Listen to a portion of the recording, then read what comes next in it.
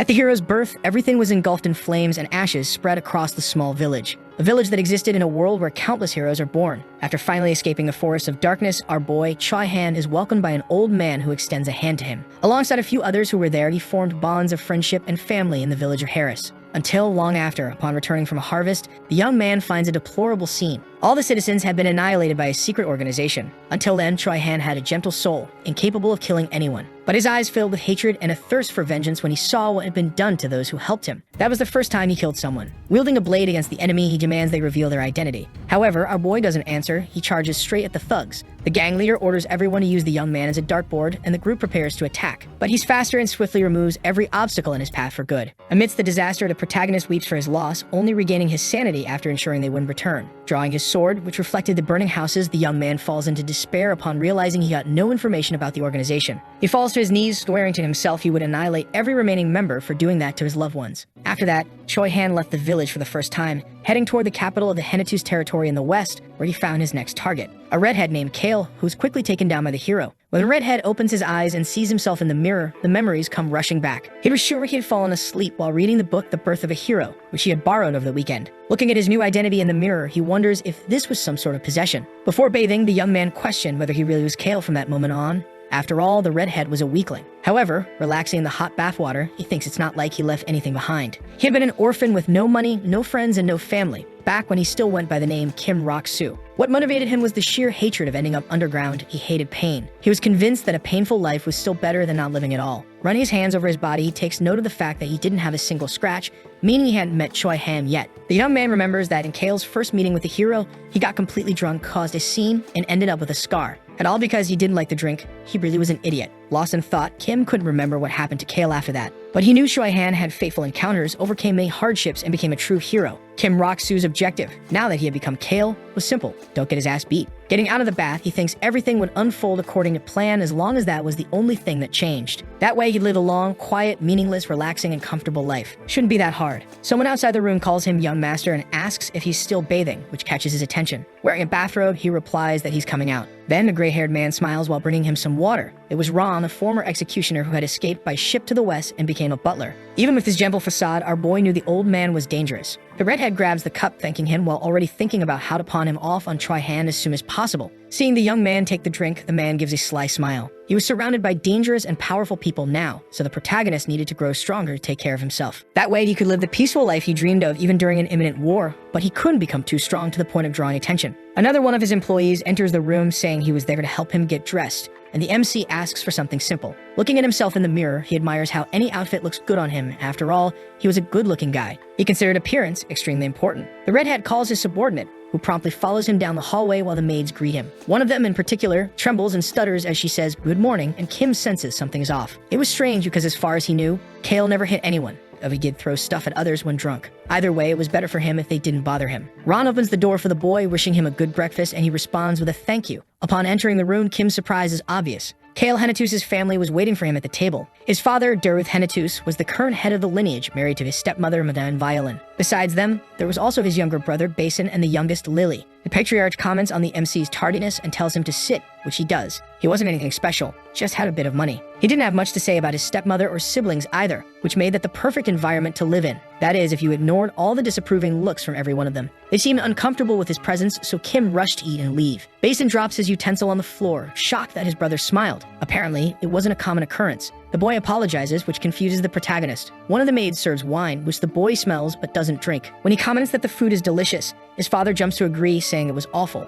until he realizes what his son actually said. It was news to them that the redhead liked anything, apparently, and the man is stunned when he reaffirms that he enjoyed it. Then Deruth tells him to enjoy and eat a lot, to which the boy responds, yes, father, you too. Just as he thought, being trash was great. No one yelled at him for being rude. Besides, he couldn't let Basin get mad at him. This way, he could live lazily as the older brother of the lord who ruled the territory. Otherwise, he'd have to find another place to stay until the war ended. The redhead wipes his mouth when his father asks if he needs anything. He reflects for a moment before asking if he could have some money. Deruth nods, saying he'd give him plenty, and the young man thanks him, saying the more the better. which makes the man reiterate that he'd give as much as possible. Once again, he smiles, but his expression quickly turns to shock upon seeing how much money he received. That family wasn't just rich, they were filthy rich. Since that was the case, he decides to adjust his plans, calling for the butler to ask what day it was. And the old man replies that it's the 29th day of the 3rd month in the year 781 of the Felician calendar, which meant he didn't have much time, because Choi Han would arrive there very soon. Arriving at the center of the city, the redhead stops in front of a library, while his subordinate stares tensely at his back until he says he can go now, shocking the young man. He double-checks that he really doesn't need to stay, and the boy says he won't be there long.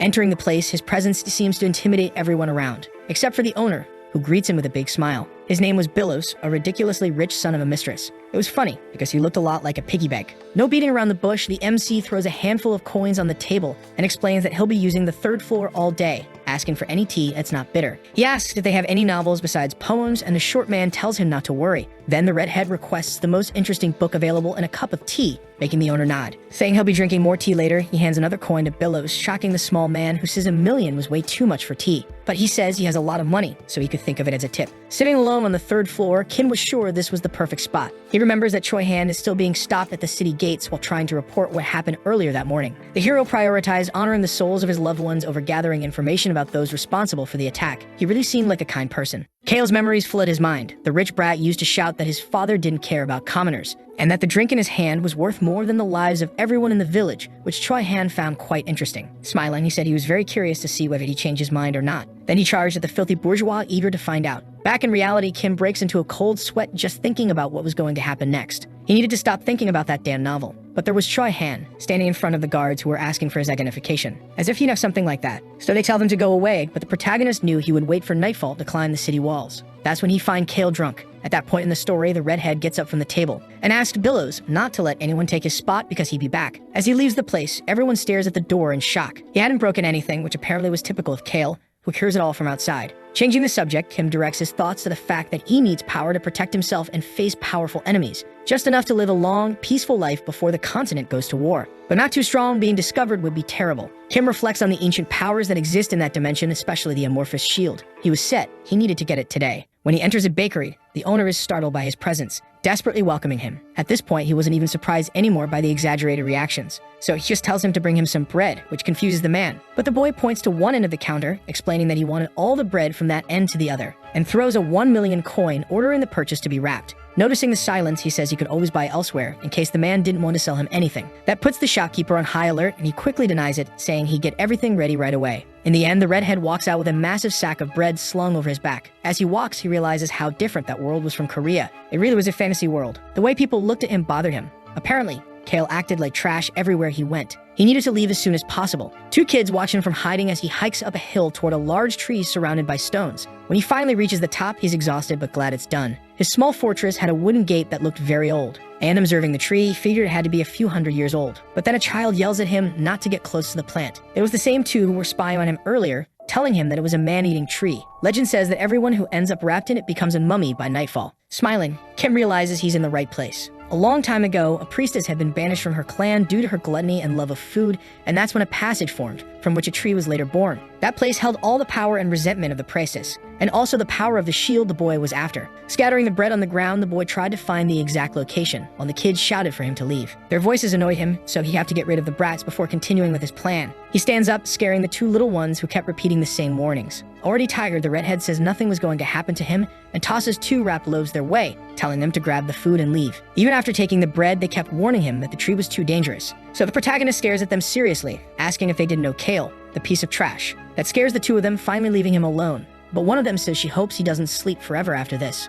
Ignoring the little chatterbox, Kim begins burying the bread around the tree. As soon as he places the first loaf, the food vanishes instantly, and he thinks that if he's not careful, the soil might eat his hand too. Apparently, the shield still held the priestess's resentment, and it died starving. It was kind of funny that this turned into an ancient power. Still, it was pretty fitting. Staring into the hole, the boy remembers he had to feed it until the darkness born from the priestess's resentment disappeared. As soon as it vanished, a light would appear in its place, and then the shield would be all his. The boy decides to dump the entire sack of bread into the hole at once, telling the lady to eat as much as she wants. However, after that, the hole remained untouched. Apparently, he'd have to sacrifice 10 more full sacks. A terrifying noise comes from the ground, making the protagonist wonder what she was trying to say. Either way, he says goodbye to the tree, promising he'd return the next day. The children were sitting behind the wall surrounding the tree, devouring the bread with endless hunger. Their presence made Kim uneasy, though he figured they wouldn't get close to the tree because of how scared they were. Better safe than sorry. They stare at him, confused, and he says, "If you want more bread tomorrow, don't say a word," heading back to the city. At the end of the day, the boy says goodbye to Billows, complimenting the tea, and mentions that even though he only read half the book, he really enjoyed it, especially the protagonist, his skills, and development. He asks that no one else reads it so he can grab it again when he returns. The blonde man nods, promising he'll reserve the book just for him, and tells him to come back anytime. But the redhead doesn't get why he's so enthusiastic. A bit later, the MC walks into a bar, shocking a dark-haired guy who seemed to be one of the employees. He greets him nervously, so exaggeratedly that even Kim notices he's scared. Thinking about it, it made sense. Everything around Kale got destroyed whenever he started drinking. The young man tosses a coin to the worker, asking him to bring a bottle of whatever he usually drinks and a roasted chicken breast with no salt. The guy asks if he wanted help getting to a table, but his silence is enough to make it clear that wasn't the case. Nervous, the server rushes off to get his order. Even the crooks and scammers in the bar were tense, which felt very strange to Kim. Normally, the trash of a rich family should hang around this kind of crowd, but Kale despised them. He saw them as nothing but the scum of society. He says thanks when his order arrives, and examining the drink, assumes it's the most expensive one in the place. Walking through the city streets, the redhead drinks straight from the bottle, feeling the burn from the first sip. Even so, he tries to stay focused on walking 100 steps toward the outer walls. When he gets there, it's just like he expected. That's where Choi Han would climb the wall, where a small kitten would be pushed off by another, falling to the ground. That kind of coincidence was common in this world. Who would guess that Choi Han would twist his ankle trying not to land on the cat when he jumped? Seeing the boy lying on the ground, he thinks he must be a really good person. He had finally found him. The MC trembles. He knows he needs to take the initiative and make a good first impression. So he talks to the cats, placing the chicken breast in front of them and encouraging them to eat. They were smaller than he expected and approached him cautiously. Not knowing if they could eat a whole chicken breast, Kim starts tearing it apart to make it easier. One of them starts mewing loudly, so the redhead pets it, asking them to eat so they can get better quickly, until someone asks if he had somewhere to go. It was Choi, who was still sitting in the same spot. Without answering, the boy asks if he was hungry too. Since the hero doesn't answer either, the protagonist figures he's probably still cautious. So he insists on the question, and finally the dark-haired boy nods. Kim walks over to him, telling him to follow because he'd give him food. After all, the best way to make a good impression was by being the guy who fed him well. As the outsider follows, he celebrates silently in his mind. But one of the cats stops him, rubbing against his shoe. He didn't really like cats much, but those ones were super cute. He couldn't just ignore them anymore. The boy kneels down to pet one of them, asking if it liked him that much and apologizing for having to leave. He says goodbye, making both kittens walk away, which lets him resume his walk. Near his house, he thinks the little creatures were probably pretending not to talk, but Choi Han would definitely be able to understand everything. Kim asks if the boy was okay, worried that he may have changed his mind about him being easy to kill, and wonders if he wasn't going to show up anymore. One of his guards calls out to him, stuttering, "I am master." That was so annoying, and even worse when they stuttered. The dude finally enters, being greeted by Ron, which startles the protagonist since the old man really had waited for him this whole time. He stares at Choi as if sparks were flying everywhere, until Kim steps in. The butler asks if something's wrong and says he could escort the other man if needed, but he declines. That meeting between the two should be enough for now. At the top of the stairs, the blonde guy who helped him dress greets him, and asks, worried, if he had come back after drinking. His name was Hans, and he was the vice butler, which basically meant he was like a babysitter for the redhead. He extends the empty bottle to the servant, who instinctively goes into a defensive stance, afraid he's about to get hit. But the boy just asks him to throw the bottle away, which makes the guy smile in relief. As he's leaving, Kim says he'll throw it at him next time, scaring the poor guy, who then asks where he's headed. The two of them go to the second kitchen because Choi Han needed to meet one more person that night. B. Crocs, the son of the annihilator, or butler, Ron, who was busy sharpening kitchen tools. He was no innocent man. The cook was another dangerous guy, cooking with those huge hands and a terrifying face. And Choi Han needed to meet him because after seeing his skills slicing kale, B. Crocs would become interested in him and start following him. So if he left him with the outsider, his father would likely follow him too.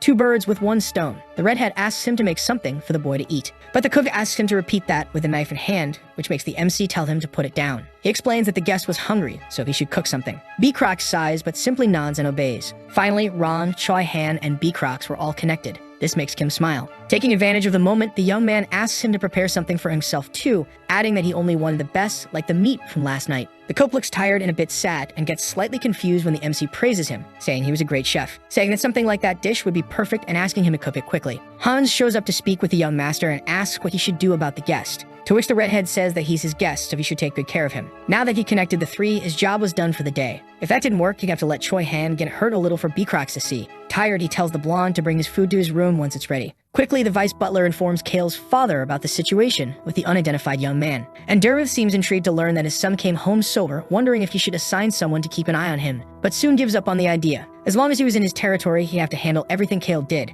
so he simply asks Hans to keep watching him at home and report later. The blonde bows, confirming he would do so. Daruth thought his son had changed, apparently. It wasn't like he had become stronger or smarter, but his actions were definitely different. Breaking the silence, he orders the servant to bring him information on the bastard son of the Flynn Merchant Guild, Billows. The man nods and leaves the room. Pensive, the patriarch concludes that it wasn't just Kale who was changing. The atmosphere of the continent was getting dangerous. His family had been protecting their wealth and growing steadily. He remembered when he told his children to live for their own happiness, without worries. The Lord then decides he'll reinforce the territory's walls. In the morning in Kim's room, the redhead wasn't feeling well, and Ron's lemonade was only making it worse. The old man explains that since his master was sleeping peacefully, he decided not to wake him. He asks if he hurt his neck since he was wearing a bandage there, and the butler asks if he's worried about him or something, which the boy denies, explaining that it was just annoying to look at. But Ron says it's nothing serious, claiming he got scratched by a cat, while thinking about the incident with Choi Han and Beecrocs. Kim drinks the lemonade in silence. He knew that the cat in question was a very specific and innocent person. Once he finishes, he gets up and the gray-haired man asks if he's heading out, which the boy confirms he had a few things to take care of. But before he can leave, Ron asks what he thought of the lemonade, and he says it was delicious, not understanding the point of the question. Anyway, the young man opens the door to leave, only to come face to face with Choi, standing like a statue in front of his room. It startles the protagonist, who slams the door shut from the surprise. But the butler smiles, explaining that his guest from the previous day was waiting outside, adding that he was about to tell him, but he opened the door first. He even told Choi Han to wait in the room he used, but he refused. He was definitely about to say something, had the chance to say it, but chose not to. Opening the door again, the redhead asks what happened for the hero to be standing there. The only word that comes out of his mouth is repay, leaving the host confused. Then Choi Han explains that he came to repay him for the food, but he refuses, asking if he needed him for anything else. Seriously, who would take advantage of that kid? That makes the boy admit that yes, he did want help, but Kim knew it would be something about the village, and that was something he absolutely could not get involved with. To get rid of him, he tells him to direct the request to Hans, since he could help with pretty much anything. And pulling Ron by the shoulders, he says the old man was also skilled and could help with whatever was needed. The guest doesn't really know what to say and argues that the redhead didn't even know him. But that didn't matter to the MC, who asks if he really needed a reason to help the less fortunate, saying that judging by his situation, it didn't look like he'd asked for anything too difficult. And if it was, Hans would know where to draw the line. Then he says goodbye. He needed to get money, since he was going to spend a lot. Before he can get far, Ron states he'll follow the young master's orders. Kim stares at him for a moment before continuing on his way. It didn't matter whether he went or not. Overcoming hardships was for the protagonist and his party. Watching Kale walk away, the old man thought it was interesting that he didn't like sour things and yet drank the whole cup of lemonade. Apparently, the brave little cub was scared, like he knew something. Choi Han pulls him out of his thoughts by asking to be shown the way. And despite the strong smell of red paint on his clothes, he kept pretending to be innocent. He was actually quite clever. Ron tells him to follow, which the hero does, though staying very alert. Back at the protected tree, the redhead fed all the bread he could find. Even so, the ground kept demanding more, which was driving the boy insane. The voice of the woman mentioned in the book belonged to a priestess who had died alongside the god of hunger. However, today he had to return before dinner, since Daruth had requested his presence in the office at night. He was planning to satisfy half of the tree's hunger today, so he needed to hurry. Returning to the city, he notices the children from the previous day eating more bread by the tree's fence, but he ignores them. Since he had bought out the entire bakery stock the day before, it would take some time to prepare enough again to fill the tree. In that case, he needed to find another bakery. His plans are interrupted by someone who catches his attention. It was a cheerful young woman saying they had plenty of bread in her bakery, a lucky coincidence. That was a real businesswoman, and Kim tosses her a coin, telling her to bring all the stock quickly. Her eyes sparkle as she stares at the 1 million coin in her hand, and she rushes into the store, asking him to wait just a moment. The woman soon hands him a massive bag with the order and assures him she can prepare a new batch. He was starting to like that woman more and more, but then a man yells that his team could bake even more bread than her. So the MC gives a coin to the guy, asking him to prepare a bag since he'd come by next time. Tomorrow he'd have 3 stores to visit. Nearby, hidden in an alley, Beecrocs wondered what the hell he was plotting, like he'd gone insane. He didn't care at first when his father said he was an interesting boy, but the more he watched, the more he began to agree. On the other hand, watching him might be just as entertaining as watching the dark-haired brat. After climbing the hill with all that bread, Kim gives the kids a jar with a plant inside. One of them says that's not bread, but the boy just shrugs, telling them to move. Still, they stand their ground, saying he couldn't just go and die like that. Back when he was Kim Rock-soo, he knew people were nice to him because he was a penniless orphan. And until he got older, he never understood the words. Do you need a reason to help the unfortunate? Dan, he hated seeing kids in misery, but that didn't mean he was going to take care of the 2 of them. So he assures them that nothing bad would happen to him. Moving forward, the boy dumps all the bread into the hole again, and he celebrates because finally the darkness seemed to be clearing. But to his surprise, when he comes out, the 2 kids are nowhere to be seen. On one hand, he feels better not seeing hurt children, until he notices that the 2 cats from the previous day are on the mountain. Even if they weren't kids anymore, he hoped they didn't remember him. He didn't want to get involved in any trouble. Back at home, he finally figured out what his father wanted. Basically, Kale would have to go to the capital as a representative of House Henatus. The news makes him sulk. Daruth explains that Basin would have gone, but the eldest was the MC, and the royal family was organizing an event where the heirs of noble families were invited. Even though he participated in these kinds of events for the last 2 years, years, Basin still hadn't attended a royal gathering, but this time he wanted the redhead to go. The mention of royal events reminds our boy of the terrorist incident in the plaza, which hadn't happened yet. Some secret organization would carry out the attack while the citizens were gathered, and the one responsible for stopping half of their plans would be Choi Han. He would save countless lives, getting closer to the royal family by becoming friends with the crown prince. The thought gives him chills again. He'd have to be part of that incident. Basin had a sour expression, and Kim thinks he could suggest that Basin go in his place, since he definitely didn't want to go somewhere dangerous. But he also couldn't just tell his brother to go. He didn't know Daruth's intentions in sending the family's trash to the capital. His father says he'd be leaving in 5 days, but in 5 days, the original Kale would have already been beaten up by Choi Han. He couldn't go. His father argues that he was used to going there before Basin was even born, and it was a good chance for a relaxing trip. Even so, Kim explains that he's confused by the sudden change, asking to think about it for a bit. And the old man gives in, telling them both to leave. Outside the office, Basin tells Kale there's no reason for him not to go to the event, which is a terrible sign. He's about to be pushed into the heir position. Basin had held that position for years, but now he was saying there was no reason to refuse being the family's representative. Things were getting way too complicated. And it was a great opportunity for Daruth, since Kale would probably come back unharmed from the trip. Besides, if anything happened to his brother, the responsibility would fall on the redhead. He had to survive. Hans calls the MC to talk about Choi, but he cuts him off, telling him to bring the guy over. From the servant's expression, the guest's situation had been handled properly, but now there was this damn trip. So he warns that if Choi Han refuses to come, Hans should say the word repay. He'd do whatever it took to make that trip comfortable, and he would use Choi Han to make it happen. Watching the boy, the MC notices he's doing much better now that Ron is handling all his meals. Clearly, he and B-Crocs were getting along just fine. Getting straight to the point, the hero asks how he could repay our boy. Some changes were already showing up in the birth of a hero, even though Kim was trying hard not to go too far, which definitely wouldn't be possible if he really went to the capital. Handing Choi a piece of paper, he explains that before revealing anything, he had to know whether or not he was capable of helping him. To put it simply, this was a job interview. The boy tells him to go ahead, and Kim asks if he really knew how to protect someone. This leaves him confused. Thinking the redhead realizes this sudden change of plans could actually benefit him more than before, because he might be able to stop Choi Han's group from obtaining the ancient powers, so he says it was a simple question. Did he know how to protect people? Or could he only destroy them? The question hits him like a stake to the chest, and the hero says he's not sure. The redhead insists, wanting to know if he could destroy people despite that. When the boy confirms, he suggests that in that case, he could protect them too. It was hard, but not impossible. In the life Roxu had lived, he couldn't avoid things just because they were difficult. That's why he accepted life in Kale's body, but everything felt hard here. The hero smiles, saying the protagonist was right. The last question of the interview was even simpler. He wanted to know the name of the new hire, even though he already knew it. Choi Han is shocked that he doesn't know his name, and the boy replies, saying his name was the guy who was going to beat me up. He did know his name from other people, but he wanted to hear it from him directly. Friendly, the black-haired young man extends his hand to Kim, introducing himself as Choi Han. The two shake hands as if sealing the deal. And the redhead also introduces himself as Kale Henatus. Back to business, the job he needed done was pretty simple, and the hero quickly starts writing down the names Kim mentions. One was the princess from the neighboring kingdom who survived an annihilation attempt, Rosalind. The other, the heir to the wolf king, Locke. The sole survivor of the wolf tribe, Locke looks weak and ordinary at first glance. But when he goes into berserk mode, he becomes a violent and brutal werewolf. Rosalind, on the other hand, has the greatest destructive power after Choi Han, but she wasn't interested in the throne. Her dream was to found the biggest magic tower on the continent, and in the future, the one who tried to kill the princess would be tortured by B-Crocs. Back to the interview, Ken feels a chill run through his body, something that's been happening more and more frequently. He celebrates the fact that Choi Han read before grabbing the continent map so they could discuss it. The guy explains that he just needed to follow the instructions he marked on the map and would accompany him up to a specific point. The reason for that is because in the early chapters of The Birth of a Hero, a certain Marcus is introduced as a villain after Kale appears. He's the villain responsible for messing up the crown prince's and Choi Han's plans. The lunatic even created a crazy dragon. The blonde guy tried to tame a baby dragon less than 5 years old, but when it managed to escape, he went nuts and ran into the city of Berserk. In the story,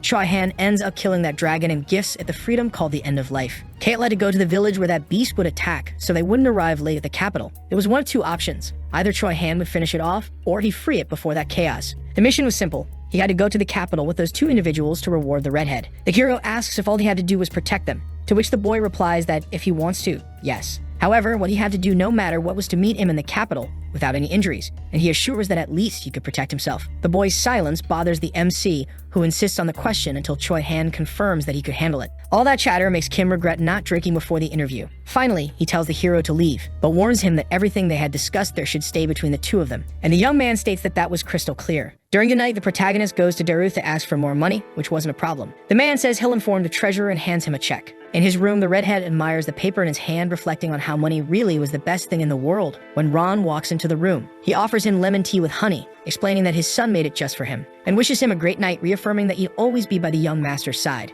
However, the visit leaves him sulky because the old man had managed to ruin his sleep. He needed to find a way to leave those two with Choi Han no matter what. The next day, Kim was walking around cold sweating, remembering the horror movie he witnessed when he woke up. Ron asked if it was his first time going to the capital and offered to hunt bunnies for him, saying he was really good at it. The old man said they had to be very careful when hunting small animals because you couldn't tell if they escaped, and they should gut them as soon as they were caught. Seriously, what a creepy guy. Even so, he was happy that Ron and B-Crocs were going with him to the capital. The baker greets him, pulling him out of his thoughts. He had gotten used to the redhead after so many deliveries, but he ignores all of the baker's excitement and asks if everything was ready. As he hands over the bag of bread to the young man, the worker asks if that was really the last day, to which Kim replies by asking if he's being greedy. And the man says yes, which makes the boy give a sly smile. He pats the mustached man on the shoulder, saying he'd come back whenever he wanted bread again, leaving him standing there. Continuing his walk, the MC sighs as he notices the same kids is always sitting nearby. Did they not have anywhere to go? As usual, he hands them 2 bags of bread, but quickly goes on his way. Reaching the top of the mountain, the guy celebrates the fog covering the city, since that way he could get what he wanted without any worries.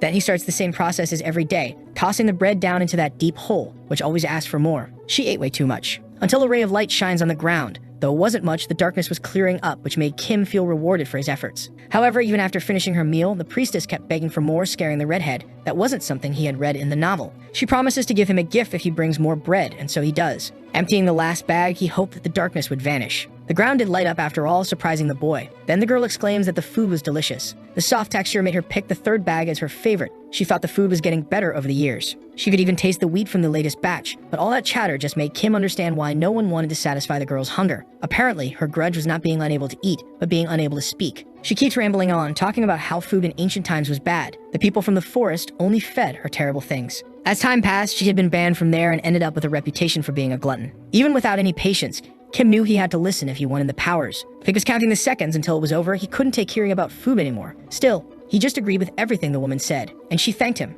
calling him a good boy. That plan of just agreeing wasn't working, because the lady seemed to have a lot more to say. As time passed, he noticed that the tree was getting brighter, which was interesting. The boy brought his hand close to that intense light, feeling the warmth that radiated, and felt at peace. Until the priestess spoke, saying that he would protect him. Then a beam of light pierced his chest. It was an incredible feeling of warm, pure power. The shield would prioritize the life of its bearer above all else, and the location of the vow was the heart. In other words, it would stay with Kale until his last heartbeat. He commented on how pleasant it felt, and it seemed like the shield had wrapped around his heart and was doing its best to take care of it. Ancient powers like this leave a characteristic mark when activated, just like he had read in the novel. If he activated the power now, the indestructible shield would appear before his eyes. And that's exactly what happened, the item glowing in front of him as it floated. The object was supposed to be able to block at least 2 of Choi Han's attacks. Despite the name, the indestructible shield could, in fact, be destroyed. If it received more damage than it could handle, it would break after protecting the owner's heart, using the heart's energy to restore itself afterward. The pulsing heart was the shield's strength, so if Kim strengthened his heart, the shield would also become stronger. And he planned to do that during the trip to the capital. He wanted to withstand attacks at Choi Han's level for at least 5 minutes.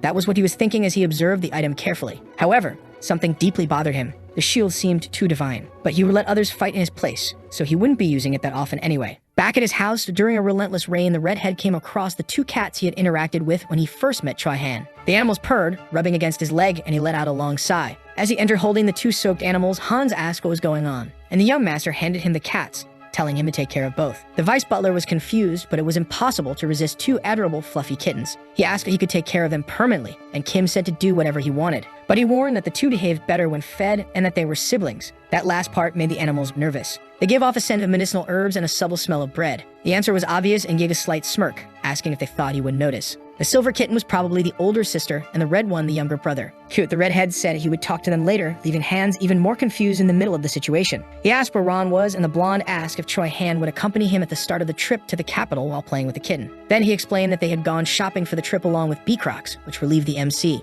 It seemed the trio was getting along, which was a good sign. But his expression changed when Hans mentioned that they seemed happy to serve the young master. Not far from there, at the piggy bank bookstore, Kim commented that the rain had scared off all the shop's customers, receiving a warm welcome from Billows. And he explained that he said he would come back, so he was there to keep that promise. Smiling, the blonde nodded, asking if he should prepare the same book and tea as last time, which the redhead confirmed, heading up the stairs toward his table. He looked sulky, staring out the window, and Billows arrived with the order, trying to force a conversation about the city's weather. He handed the tea to the noble, who thought that the only one missing now was the chubby guy to wrap things up. Not that he was an important character early in the story, but he would swear loyalty to Choi Han to reveal his true ambitions at some point. All he ever wanted was to be recognized by his father and brother. He had always been a greedy person. Even though he was a pain in the ass, having greed and ambition made him seem more human, so Kim didn't hate him. Billows broke the silence by commenting that he knew he was heading to the capital, making the MC's eyes widen. He asked why that was relevant, and the short guy revealed that he was probably going too right after the boy. Since he had met with Choi, it made sense that he would do that in the novel. The blonde smiled, saying the young master seemed different from the nickname, felt like he had changed.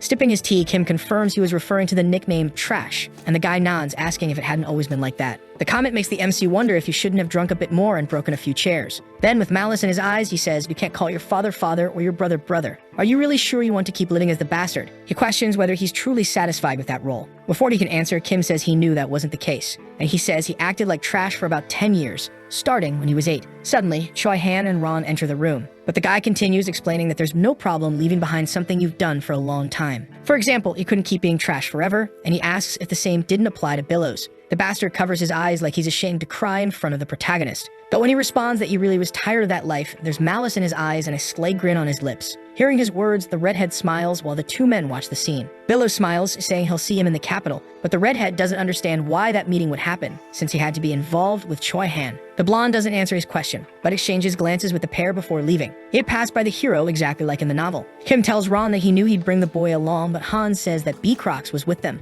suggesting he had gone back to the kitchen. The butler asks if his young master owns the place, which he says is not the case, and the old man nods. He was curious about everything. Kim wouldn't worry if it were someone else asking the same question in his place, but he made him nervous. Friendly, Choi Han says that apparently rumors can't be trusted, which confuses our boy. Billows brings more tea for the redhead and offers it to the guests, explaining he had placed the order beforehand. It was hot lemon tea, the same kind Ron made every morning, and the MC explains that's why he asked for that flavor. The old man stares him up and down in silence, remembering the drinks he used to offer his boss, but Choi Han looks shocked. Normally, the butler brings the cup to his mouth and drinks without complaining. The hero asks what was the need for Ron to bang the cup on the saucer after drinking the tea, but gets no answer. The old man was lost in his own head. After the last fight between them and B. Crocs, his son had insisted on getting a rematch with that bastard. But even with the smell of red ink on his body, Choi Han said he'd only protect people from now on. Even Kale said he could. Now he had heard something even more interesting. The young master wouldn't keep being trash forever. As time passed, the trio decided to leave. Billows says he'll only see the MC in the capital, but he quickly replies that he'll be coming by every day for a while to clear his mind. The blonde says goodbye to the young man, saying his tea house would always be open to him. Ron watches in disgust, commenting that apparently it's possible to start liking others even without liking them before. And Choi Han cuts him off quickly, stating he had zero interest in liking him, but he wasn't talking about the dumb hero. He considers asking his son to prepare meals that the little pup they call Master might like for his trip. Not that he thought Kale wasn't trash, but the first thing he did when his mother passed was console his father,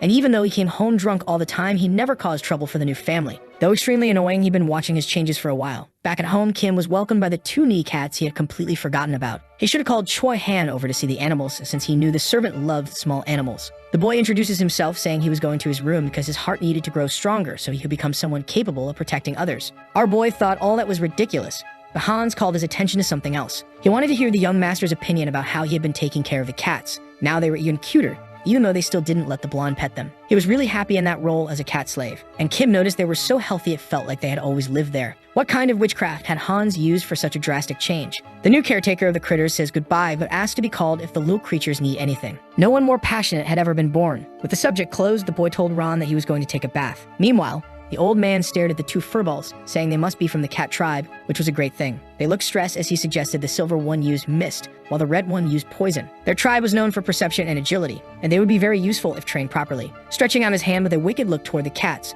Ron was determined to give a wonderful farewell gift to his little young master. Later, the 2 little furballs meowed to get Kim's attention, and he asked if they were going to keep following him. They rubbed against him, and he already had a plan for both. As they kept meowing, he asked them to speak in the human tongue to make things easier. Then the kids said they wanted to eat meat and cake. The MC assured them they would get plenty of food if they obeyed him, and the kittens declared they would be useful. 4 days later, the family gathered in the dining hall. It was the day of Kim's journey, but Dareth commented that his son didn't seem very nervous, while the boy was just glad to be unharmed, since last night he should have been obliterated by Choi, which hadn't happened. Besides, ever since he got the indestructible shield, he felt its presence protecting him all the time, which was comforting because even if someone like Ron or B. Crocs tried to wipe him out, he would at least survive once. He finally said something, agreeing with his father, and commented that the number of guards had increased again, even after he asked for them to be reduced. Before Dareth could respond, Madame Violin revealed that it was her request, because she couldn't let people think their family was poor or unworthy just because the MC wanted to travel with so few servants. But she clarified she wasn't calling him unworthy, only that even she knew people cared too much about appearances,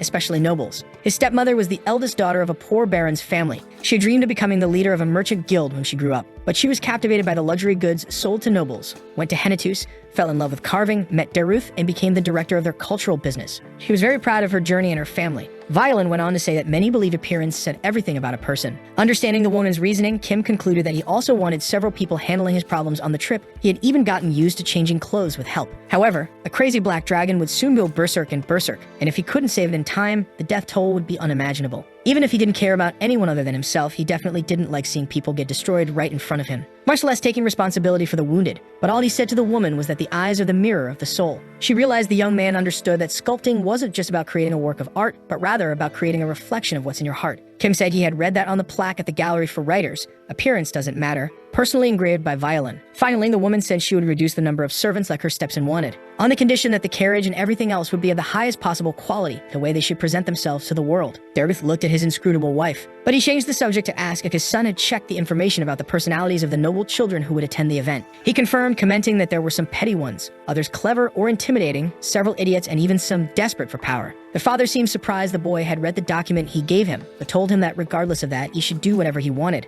Deruth moved on, starting a conversation about a strange rumor he had heard. Apparently, the man-eating tree had changed. People were saying it now looked like a tree with beautiful green leaves, even with grass around it. Kim wasn't stupid. He knew the man was aware of his visits to the slums, but he doubted he knew anything about the ancient power. Maybe he just suspected that the tree's change was related to him. The redhead only said it was an interesting rumor, and the patriarch agreed, though it was nothing major. However, he insisted on the subject, saying one should always pay attention to rumors, because there was nothing scarier than the people's eyes and mouths. Even if nothing bad would happen to his family in that territory, which was a relief for Kim, who longed for a peaceful life there. He just wanted to return soon from the capital to enjoy the rest of his life in peace and quiet. The young man says goodbye to his family, noticing a tense look on his younger siblings' faces. The youngest stammers as she wishes him a safe trip, and he thanks her, telling her to stay safe too. The gesture makes the little girl blush. Apparently, Kale was trashed to his siblings as well. The carriage is waiting when he walks down the stairs of his house. But as he approaches, he realizes something is very wrong. Inside the vehicle, Hans is lovingly watching the cats, and the redhead questions why their seat looks more comfortable than his. But the blonde argues that their kittens needed to travel comfortably since they were just babies. Kim stared at the scene in disbelief and was sure he only said that because he had no idea those two could emit fog and poison. Ron informs the young master that he'll be riding in the driver's cabin. Our boy was already getting settled when Choi Han caught his attention. He asks if they shouldn't be in the same carriage so he could protect him, which the redhead denies. Then the hero says he understands. It was strange. Until yesterday, he could see rage and thirst for revenge in the guy's eyes, but now it felt like he'd given up. Like that part in the novel where he traveled with a sword in his chest, but calm expression on his face. Not that was a bad thing. A tall guy confronts Choi, saying that wasn't his place. Kim knew there was someone like that in that territory, and he walks over to the young master to say they were ready to leave, this time with a smile. But he slams the door in his face before confirming they could go. The trip is long, and the redhead gets distracted wondering if he should ask Hans to arrange gifts for his family. He had asked his siblings if they wanted anything from the capital, which surprised the youngest. She says she wants a sword, which was unexpected, but the little girl stood firm. 7 years old and she wanted a sword. Basin explains that Lily's dream was to be a swordswoman, which made sense since every family member had an athletic build. The girl was taller than most kids her age, and with enough training, she'd become a great swordswoman. So he promised he'd bring her a really expensive sword, making her blush with excitement. As for Basin, he just wanted a fountain pen, which was simpler. When the carriage stops in the middle of the forest, Kim asks why. They find themselves in front of a group of bandits. The one who appeared to be the gang leader tells them to pay a toll if they want to cross the mountain, handing over everything they had. This kind of thing always happened in novels, and the young man asks if they couldn't see his family's crest on the side of the carriage. And the cats were thinking the same thing. Ron suggests they take a break before continuing, since there were lots of rabbits around, even though they were different from the ones he usually hunted as gifts. Outside the vehicle, he smiles, explaining that these rabbits wouldn't be hunted by him, but by other people. Seriously, he was scarier than the bandits. Meanwhile, the boy estimates it would take about half a day to finish the hunt, which worried him, since they needed the same time to reach the dragon. At the makeshift table, dinner was served rabbit stew. But it didn't look like Ron had hunted the animals, which left Kim a little frustrated. And Choi Han was just wondering why the hell they had to hunt rabbits. The cats were begging for the tasty food the protagonist was ignoring, but he didn't move a muscle to feed them. However, of course, Hans, father of the year, had prepared some delicious dried meat for the kids, who ran over to him. The redhead watches Kale's other servants from a distance. They had fought a bunch of bandits earlier, but of course the one who actually finished them off was Choi Han. When the tall guy came to report that everything was taken care of, the young man showed up from behind to say it was an easy fight. Even with his face dirty, he said it wasn't even a warm-up, leaving the guy shocked. It wasn't a surprise to Kim after all. In the original story, the kid had beaten up a count's son. Imagine what he'd do to everyone else. Back at the table, Ron asks if the redhead had no appetite and that's why he didn't eat much of the soup. He confirms even if he's annoyed by his presence. Choi-han asks if he was feeling okay, and the boy explains that it wasn't that. He could probably eat everything if it weren't rabbits. Suddenly, the hero calls him. He immediately asks what he wants, and the dark-haired guy can't help but ask if that had been his first battle. Kim makes sure he was talking about the bandit incident, which he was. Then he confirmed he had never seen so many bandits before. Choi-han nodded, suggesting it was probably the first time the rich boy had ever had his life on the line. If only he knew what it had been like being around him these past few days. And he wasn't even the only one. Besides him, there was also an old man grinning wickedly while holding the rabbit he had hunted, and a man sharpening a knife right next to him. Surrounded by that kind of people, Kim felt like his heart was going to leap out of his mouth at any moment. Pushing the soup away, the MC had really lost his appetite. Choi-han called again, burning through his patience, and said the first time was always the hardest, which left the boy confused. The hero asked if his superior practiced any martial arts, but he replied that he didn't need to. Still, the boy insisted that he should at least be strong enough to protect himself. Kim explained that he was very strong and told him to look at all those people protecting him. Besides that, he trusted his heart and knew he would survive. Of course, all of that was thanks to the shield, and even so, he still had to avoid people like Choi-han. The hero stared at him along with the cats. Then he turned away, saying he was going to train his swordsmanship more, making the protagonist question if he was really going to do that right after a meal. But all the swordsman said was that he felt like he needed to get stronger. What did he want? To get strong enough to destroy the whole planet? He was definitely kind of a lunatic. B. Crocs handed a plate of food to the boy, who thanked him, and Ron commented that acidic drinks, like lemonade, were great for opening up one's appetite. But he was interrupted by the vice captain yelling for everyone to start the afternoon training, probably motivated by Choi-han. Back on the road, Kim couldn't get the dragon out of his head. In 3 days, the creature would cause a man explosion. They were passing through the lands of the Viscount. At the foot of the mountain, there was a house under his ownership. In a cave behind that house, the black dragon was hiding. The house might belong to the Viscount, but that was the same as saying it belonged to Marquis Stan. Bing Stan was the Marquis's second son, who became heir after crippling his older brother. He visited the Viscount's house from time to time. If he didn't torture the dragon for fun, Kim wouldn't have to go through all this danger. Hans called his attention, saying the young master must be very tired, so he and Choi-han would look for an inn nearby. But the MC said whatever. Watching the interaction between the two servants, the redhead asked Choi-han to return quickly, and the boy smiled, saying he would. His reaction was strangely cheerful, which the protagonist found unexpected. There was definitely something off. However, an old man stepped into the path of another carriage speeding down the road and was quickly saved by Choi-han. It was a total cliche, but once they managed to stop, the boy jumped down to check the situation. His vice captain was shocked, asking if he was going to go see it personally, which the boy responded by asking who else would go instead. And he wasn't surprised when he saw that the vehicle belonged to Vinh Stan, the typical authoritarian hero. Just like the stereotypical villain of The Birth of a Hero, a tall woman asked how Choi-han dared stand in the way of a noble, but he was furious and said the old man could have gotten hurt. He even said they were driving the carriage like maniacs, to which she replied that commoners should get out of the way when they see a noble's carriage. Moreover, looking at the old man on the ground with disdain, she claimed it was his own fault for being dumb enough to stand in the middle of the road. Her words made the hero furious, but before he could say anything, Vinh placed a hand on the woman's shoulder, saying that was enough. Hans whispered to the redhead that Choi-han seemed really pissed, and our boy also seemed bothered by the situation. Holding the swordsman back, the MC suggested he stop too, which the boy tried to argue, because the nobles could have changed direction but didn't and almost hurt someone. It was hard to ignore. Even so, Kim insisted, asking him to calm down. Looking closely at the stuck-up noble, he noticed that the cuff of his clothes seemed stained with ink, probably from torturing the poor dragon. Ignoring the tension, Vinh greeted Kale, saying it was a pleasure and confirming that he was a member of the Hennetus family. The boy confirmed, returning the greeting, even though he thought the guy was a psychopathic lunatic. And the blonde commented that one of the Hennetus had a free spirit and didn't seem like a noble, saying he missed Basin, and asked if the redhead was going in his place. Then Kim claims to be the trash from the rumors, probably one of the biggest pieces of trash among all trash, which the noble finds quite interesting. He says that even if an obstacle had made him waste time since he met young Master Kale, it was worth it. However, he suggests he should teach his subordinate to properly distinguish who has the right to walk freely and who should bow before that right. Then the old man, who had been silent the entire time, bows to Vinh, desperately begging for forgiveness. The residents of each territory behave according to the personality of the noble who governs them. Since the Viscount was Stan's lapdog, he was very authoritarian. Tired of that talk, Kim asks if the guy had anything else to discuss, which he doesn't. He didn't give a damn if Choi-han ended up beating the heir senseless, but it couldn't happen while the situation was connected to him. So he turns to the old man, wanting to know where he could find a bar around there. Since he seems not to understand, he repeats the question, justifying that he needed a good drink so he wouldn't wake up tired the next day, and extends his hand to say goodbye to Vinh, who looks at him with suspicion. His subordinate warns that they're late, but is rudely interrupted by the blonde, who scolds her for interrupting a conversation between nobles. Smiling as if he were polite, he bids farewell to the redhead with a strangely quick handshake. Returning the fake politeness, Kim invites him to drink together if they meet in the capital, since he seemed like such a wonderful person. Praising him, he adds that only young Master Vinh deserves to be the future leader of the Stan family. With the same lousy acting, the hare says that Kale is a very pleasant and free-spirited individual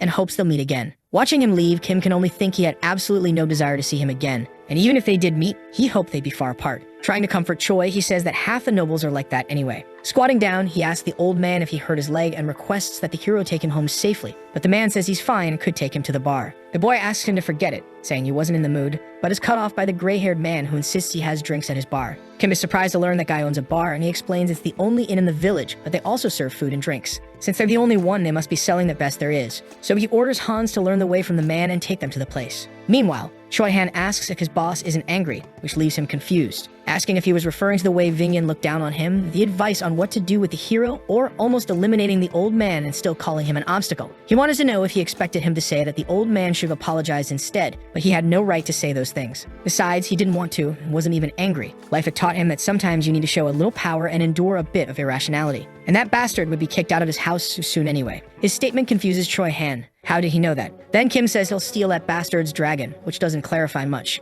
At the inn, the man presents the best room to the young master, who finds it quite decent. He explains that it's the first time they're hosting a noble, so he asks for understanding, even if it's too humble a place for someone like the redhead. The young man tells him to relax. It was natural to be nervous, but he found all that excessive hospitality a bit uncomfortable. And he says he doesn't like people who humiliate themselves so much. If the people from his territory rested in that inn, there was no reason it wouldn't please him too. That makes the man thoughtful for a moment, until he asks if there are that many good people like him in the Hennetu's territory. But the young man smiles, asking what he's talking about. He's the worst trash in the whole territory. Besides, practically anyone you meet there would have a better personality than his. Finally, he dismisses the old man, who bows on his way out, irritating the protagonist. When he hears knocks at the door, Kim tells the person to come in. It's Hans, holding a box that his master had requested. Since he won't take his eyes off the small chest, our boy assumes he's curious about the contents. So he reminds him that butlers shouldn't show emotion, but he replies that one of the proper etiquettes is to show all emotions to the master. Kim finds him cheeky, which Hans proudly agrees with. But already out of patience, the boy tells him to leave. Before passing through the door, he asks if they'll be staying there for 3 days, and the MC nods, asking him to take care of everything. Lying in bed, Kim thought about how there were people taking care of everything for him. Even if he was scared, Hans had no trouble serving him. He was a great butler. Looking at the box, the cats asked to see what was inside. Then the boy finally opened the chest, explaining that it contained things to help save a poor creature, screw over an idiot, and prevent himself from getting hurt. Flashbacks of his negotiation with Billows ran through his mind, remembering how nosy he was and how he kept insisting on knowing the fate of those items. Even so, the blonde had said it would be very expensive to buy all the items, which made the redhead ask if he could rent them instead. And despite laughing at the proposal, he confirmed he could rent them, but only for him, with the caveat that 2 of them couldn't be rented to outsiders, so he'd rent them in his own name and have Kale return them personally in the capital. Displaying a small black ball to the silver cat, the MC sparked her curiosity. He explained it was a mana disruptor worth nearly $1 billion, which shocked them both. He had to spend $20 million just to rent it. With it, he could disable all surveillance tools within the radius of a mountain. However, it needed to be installed a day before being used and only stayed active for exactly 40 minutes. It was quite expensive for a single tool, but the fact that it was tough enough not to break pleased him greatly. When Kim rolled the ball on the floor, the sisters poked at it curiously, and he asked if they knew how to read maps, which they did,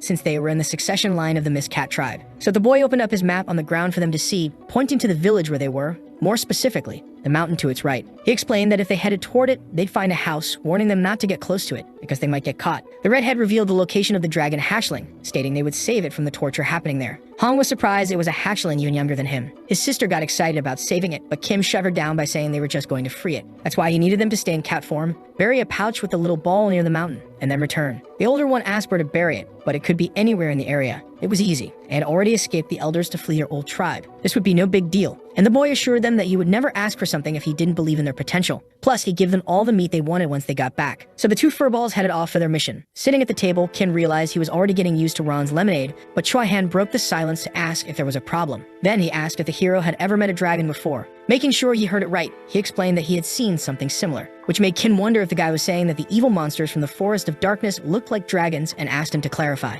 But all he had to say about the creature he saw was that its appearance and strength resembled a dragon. In that case, the protagonist said he hadn't seen anything like a dragon, which confused Choi. He explained that dragons were like humans. Not just them, but dwarves and elves too, since all of them had emotions and lives. However, if a being like that was trapped in darkness since birth, living without ever seeing or knowing what the sun is like, it was different. The noble asked what kind of life his subordinate thought such a being would be living. Forced to be an irrational creature, with no family or anyone to protect it, tortured and abused every day, only finding peace when it was almost destroyed. His words made Choi Han look downcast. A reaction that was expected. There was no way a good person like him wouldn't get angry after hearing all that. And wrapping it up, he said it was even worse when that creature was nearby. Noticing his silence, Kim wondered if the hero was that upset because of the dragon being tortured. When he finally opened his mouth, the boy asked if the young master intended to tame the beast after saving it. To which the MC replied, Are you out of your mind? Why would I tame it? Leaving the hero surprised, like a dragon tortured by humans would ever accept that. Besides, dragons are a race that feels superior to all others, including humans with extremely arrogant personalities. But the most important reason Kim would never raise a dragon was how predictable all the accidents would be in that scenario. After all, there were fewer than 20 dragons in that world. So creating one was like painting a target on your back throughout everything happening there. Since he wasn't going to create it,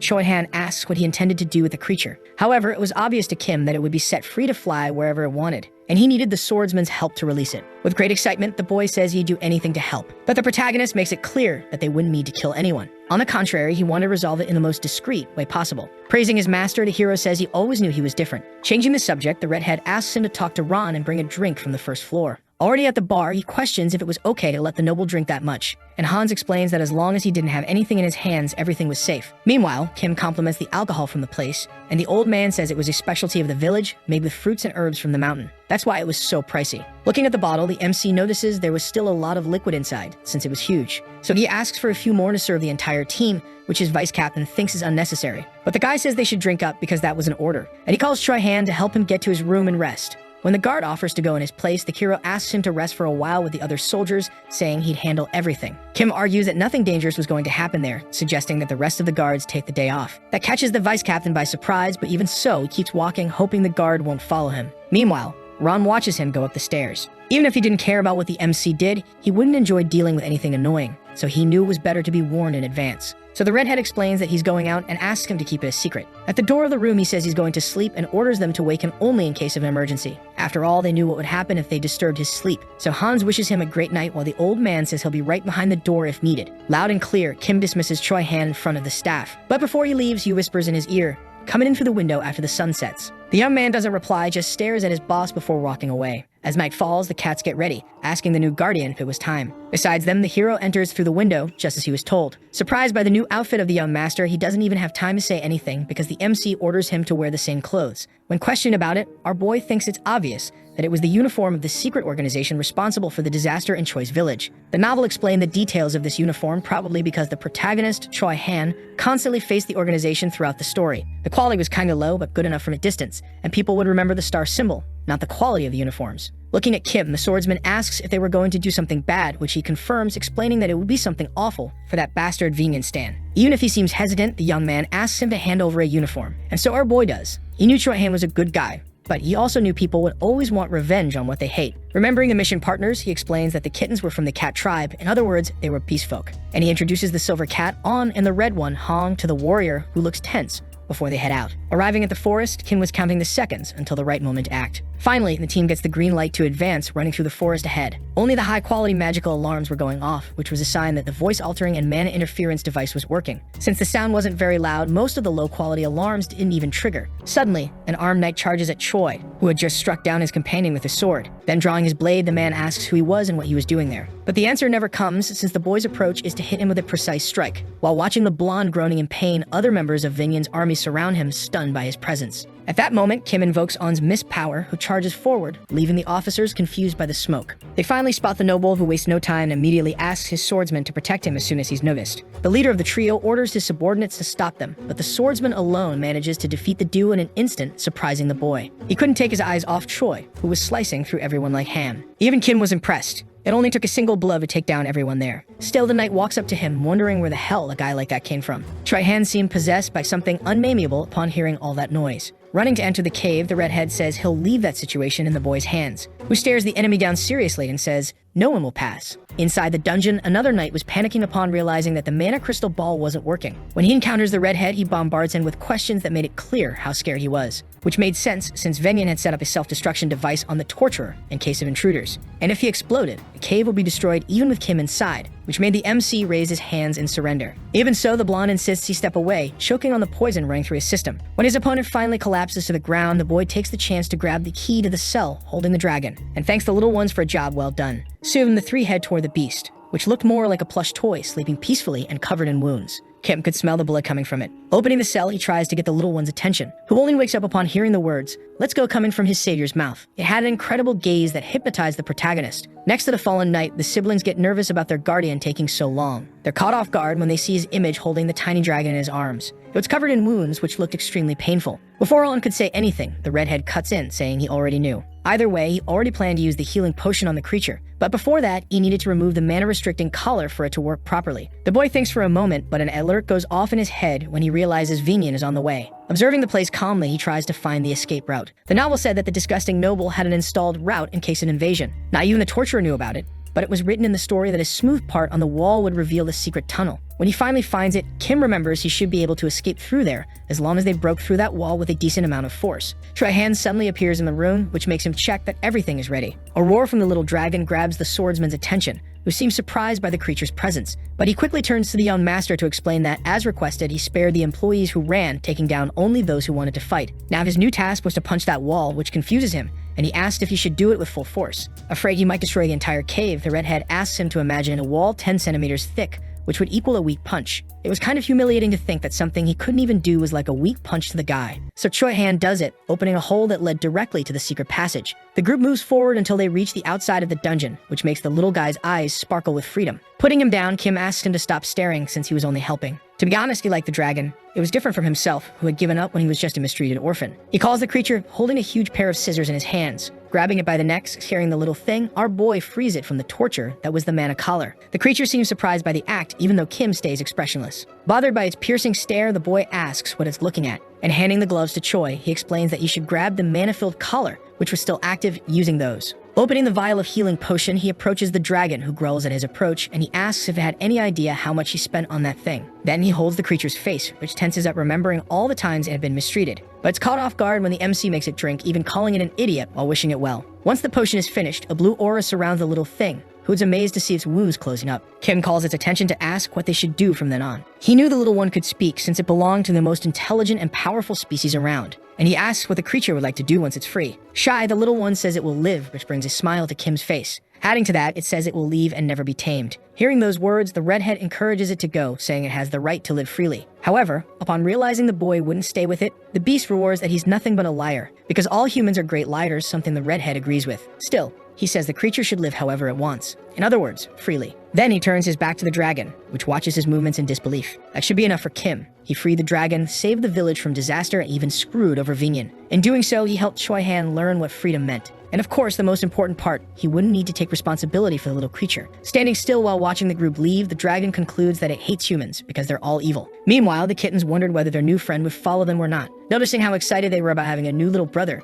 Kim laughs, saying it would be impossible. He explains that dragons are extremely prideful and would never accept orders from a human. Besides, that one in particular probably hates humans. They had been tortured, so it made sense they wouldn't be gaining a younger brother. Still in the forest, the redhead sends the two cats to bring back the orb they had hidden, waiting right there. It was the first time Choi-Han had saved someone, so Kim felt the need to congratulate him. Although he had fought those bandits before, it had been more to protect someone than to save them. Now he had saved the dragon instead of the village, since the story had changed, but even so, he was a hero. The boy calls out to Kale, a bit hesitant, and he asks what he would do if the dragon decided to follow him, though the MC swore that wouldn't happen. Even so, Choi-Han insists on the question. That makes the redhead pause for a moment, but instead of giving his subordinate a clear answer, he shrugs, explaining that he doesn't think about what-ifs or the past. Finally, they return to the inn to rest after the successful mission. While the noble sleeps, a blue light glows beside him. It's the dragon cub, lying on his windowsill, clutching the empty vial of healing potion it had taken, without the young man knowing. The next day, Kim and Choi-Han are sitting at the table having breakfast. Apparently, the redhead was starting to feel the effects of last night's drinking. On top of that, he had slept poorly, as if someone had been watching him. Pushing aside thoughts about his miserable condition, he checks to make sure his swordsman had taken care of everything. And Choi-Han confirms that he'd erased all traces leading to the inn, replacing them with fake ones heading west. However, he mentions that there seemed to be a city just a few days' travel by carriage from there, and asks if that was the place the young master had mentioned before. The young man agrees, explaining that it was Purcell, the city where they would part ways,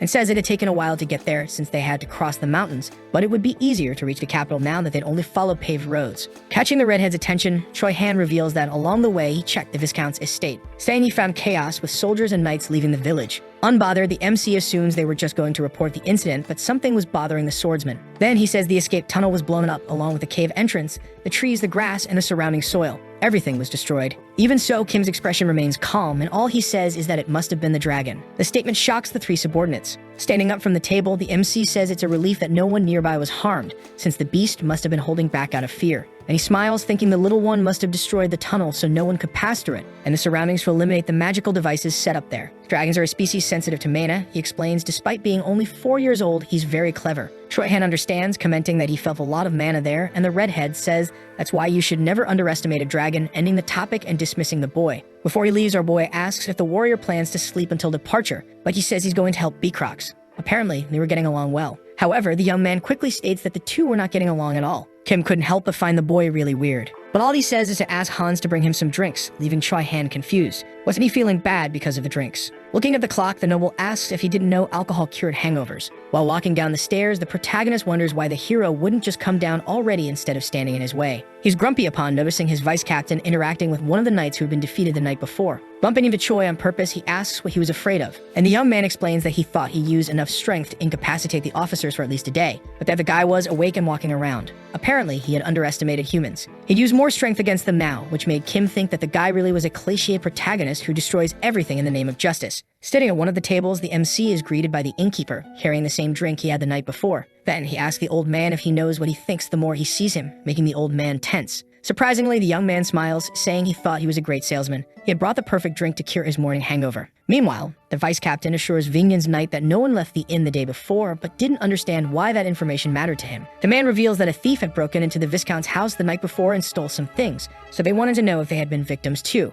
Turning the bottle in his hand, Kim thinks that dragon thieves are still dragons. When he slams the bottle on the table, the officer stares at him, deeply irritating him. Clearing his throat dryly, the vice captain explains that his master gets grumpy if he doesn't have his morning drink, which is what he was doing now. He says it was a hangover drink, which finally spooks the guy. Kim sighs, since at least the suspicion that the thief was one of them disappeared. Now that he'd seen what kind of person Kale was, he'd never think he'd do something like that. There was no way to find a connection between the secret organization and him. The young man calls Ron, asking for a cup of lemon and honey tea to cure his hangover, which surprises the old man. And while drinking, he thought that even if they followed the tracks, they'd never find the real culprits behind the dragon's escape. From what little he knew of Vingen, he was probably fuming with rage at that moment. Taylor Stan was the eldest son and the only good person in the Marquis's family. But thanks to his brother, he became paralyzed from the waist down and lost his position as heir. He searched through countless documents in pursuit of a power that could heal his legs, but there were no records of anything like that. Still, when you hit rock bottom, the only way out is to climb upright. By coincidence, the boy found a small clue in an ancient book. There was a flood of information. He read about restoration and stone towers, doing his best to understand the old literature. When he managed to decipher 2 words that led him to a place unlike anything ever seen before. Back to Kim's journey, the cats ask if they were going to camp that night. He confirms, explaining that it would become a regular thing from that point on. They have to hurry to have enough time in the city of Purcell. The reason for going there was the presence of an ancient power, even stronger than the boy's indestructible shield. It was the vitality of the heart, the power that Taylor so desperately sought, and something that would further strengthen Kim's shield. Deep down, he felt bad about stealing the former heir's last hope, but he needed it more since he was heading to the capital. The eldest son must have known that such power had restorative and vitality traits, but he didn't know it was useless in a body already damaged. In the end, he fell into despair after obtaining it. Even with all the effort it took, it wouldn't be enough to save his life from his brother. On pulls the protagonist out of the memory by mentioning that Hans had said that if you made a wish at the stone tower, it would come true. And with sparkling eyes, the siblings lament that it'd be a shame if they couldn't at least see it once. But when Kim asks what they would wish for, they say they'd ask for their little brother to go with the group, making the wish immediately denied. On tries to console Ham, who looks devastated. As time passes, the carriage makes its stop to set up camp as soon as the sun begins to set. The next morning, the presence of a downed elk makes the redhead question how it ended up there, and Hans suggests that someone had left it there. Noticing 2 drawings in the dirt in front of the animal, Kim tries to figure out what they mean. That person probably knew how to communicate but didn't know how to use letters. The whole situation gave the young man a bad feeling. While Choi-han smiles like a fool, he watches him. The hero had kept watch all night, so he was pretending not to know what it was about. He already knew. It must have been that little brat, a dragon. Thinking about it, our boy decides to play dumb. However, at the next campsite where they slept, another creature showed up with the same symbols. It hadn't given up even after being ignored. This kept happening at every stop they made, over and over again. Kim was already full of rage at this nonsense and prayed the creature wouldn't follow him into the city. This time, Choi-han comments on the incident, comparing the creature to a cute child who never lost its innocence. But the protagonist was only wondering about the dragon's motivation for doing this. He was hoping it would destroy the Marquis's family once it got stronger. In fact, the Henatu's territory would become even more peaceful if that happened. Upon arriving in the city, the cats admired the houses with stone towers, their eyes sparkling. But the MC explains that it was a stone tower city. In front of the lodging where they would stay, Kim makes sure it was indeed the right place. And Hans answers enthusiastically that yes, it was, and that they arrived just after the Stone Tower Festival, so the rooms were really cheap. Upon hearing that it was strange to have a festival like that in a stone city, he prepares to tell the sad story behind the tradition, which doesn't really interest the MC. Even so, the butler insists on starting his tale, and when he hears it's a legend that began back in ancient times, the redhead seems more willing to listen. So serving himself a glass of wine, he asks him to go on. According to the servant, the legend said that the city had lost the grace of a god in the past. This surprises the young man as it was the first time he heard anything like that about Purcell,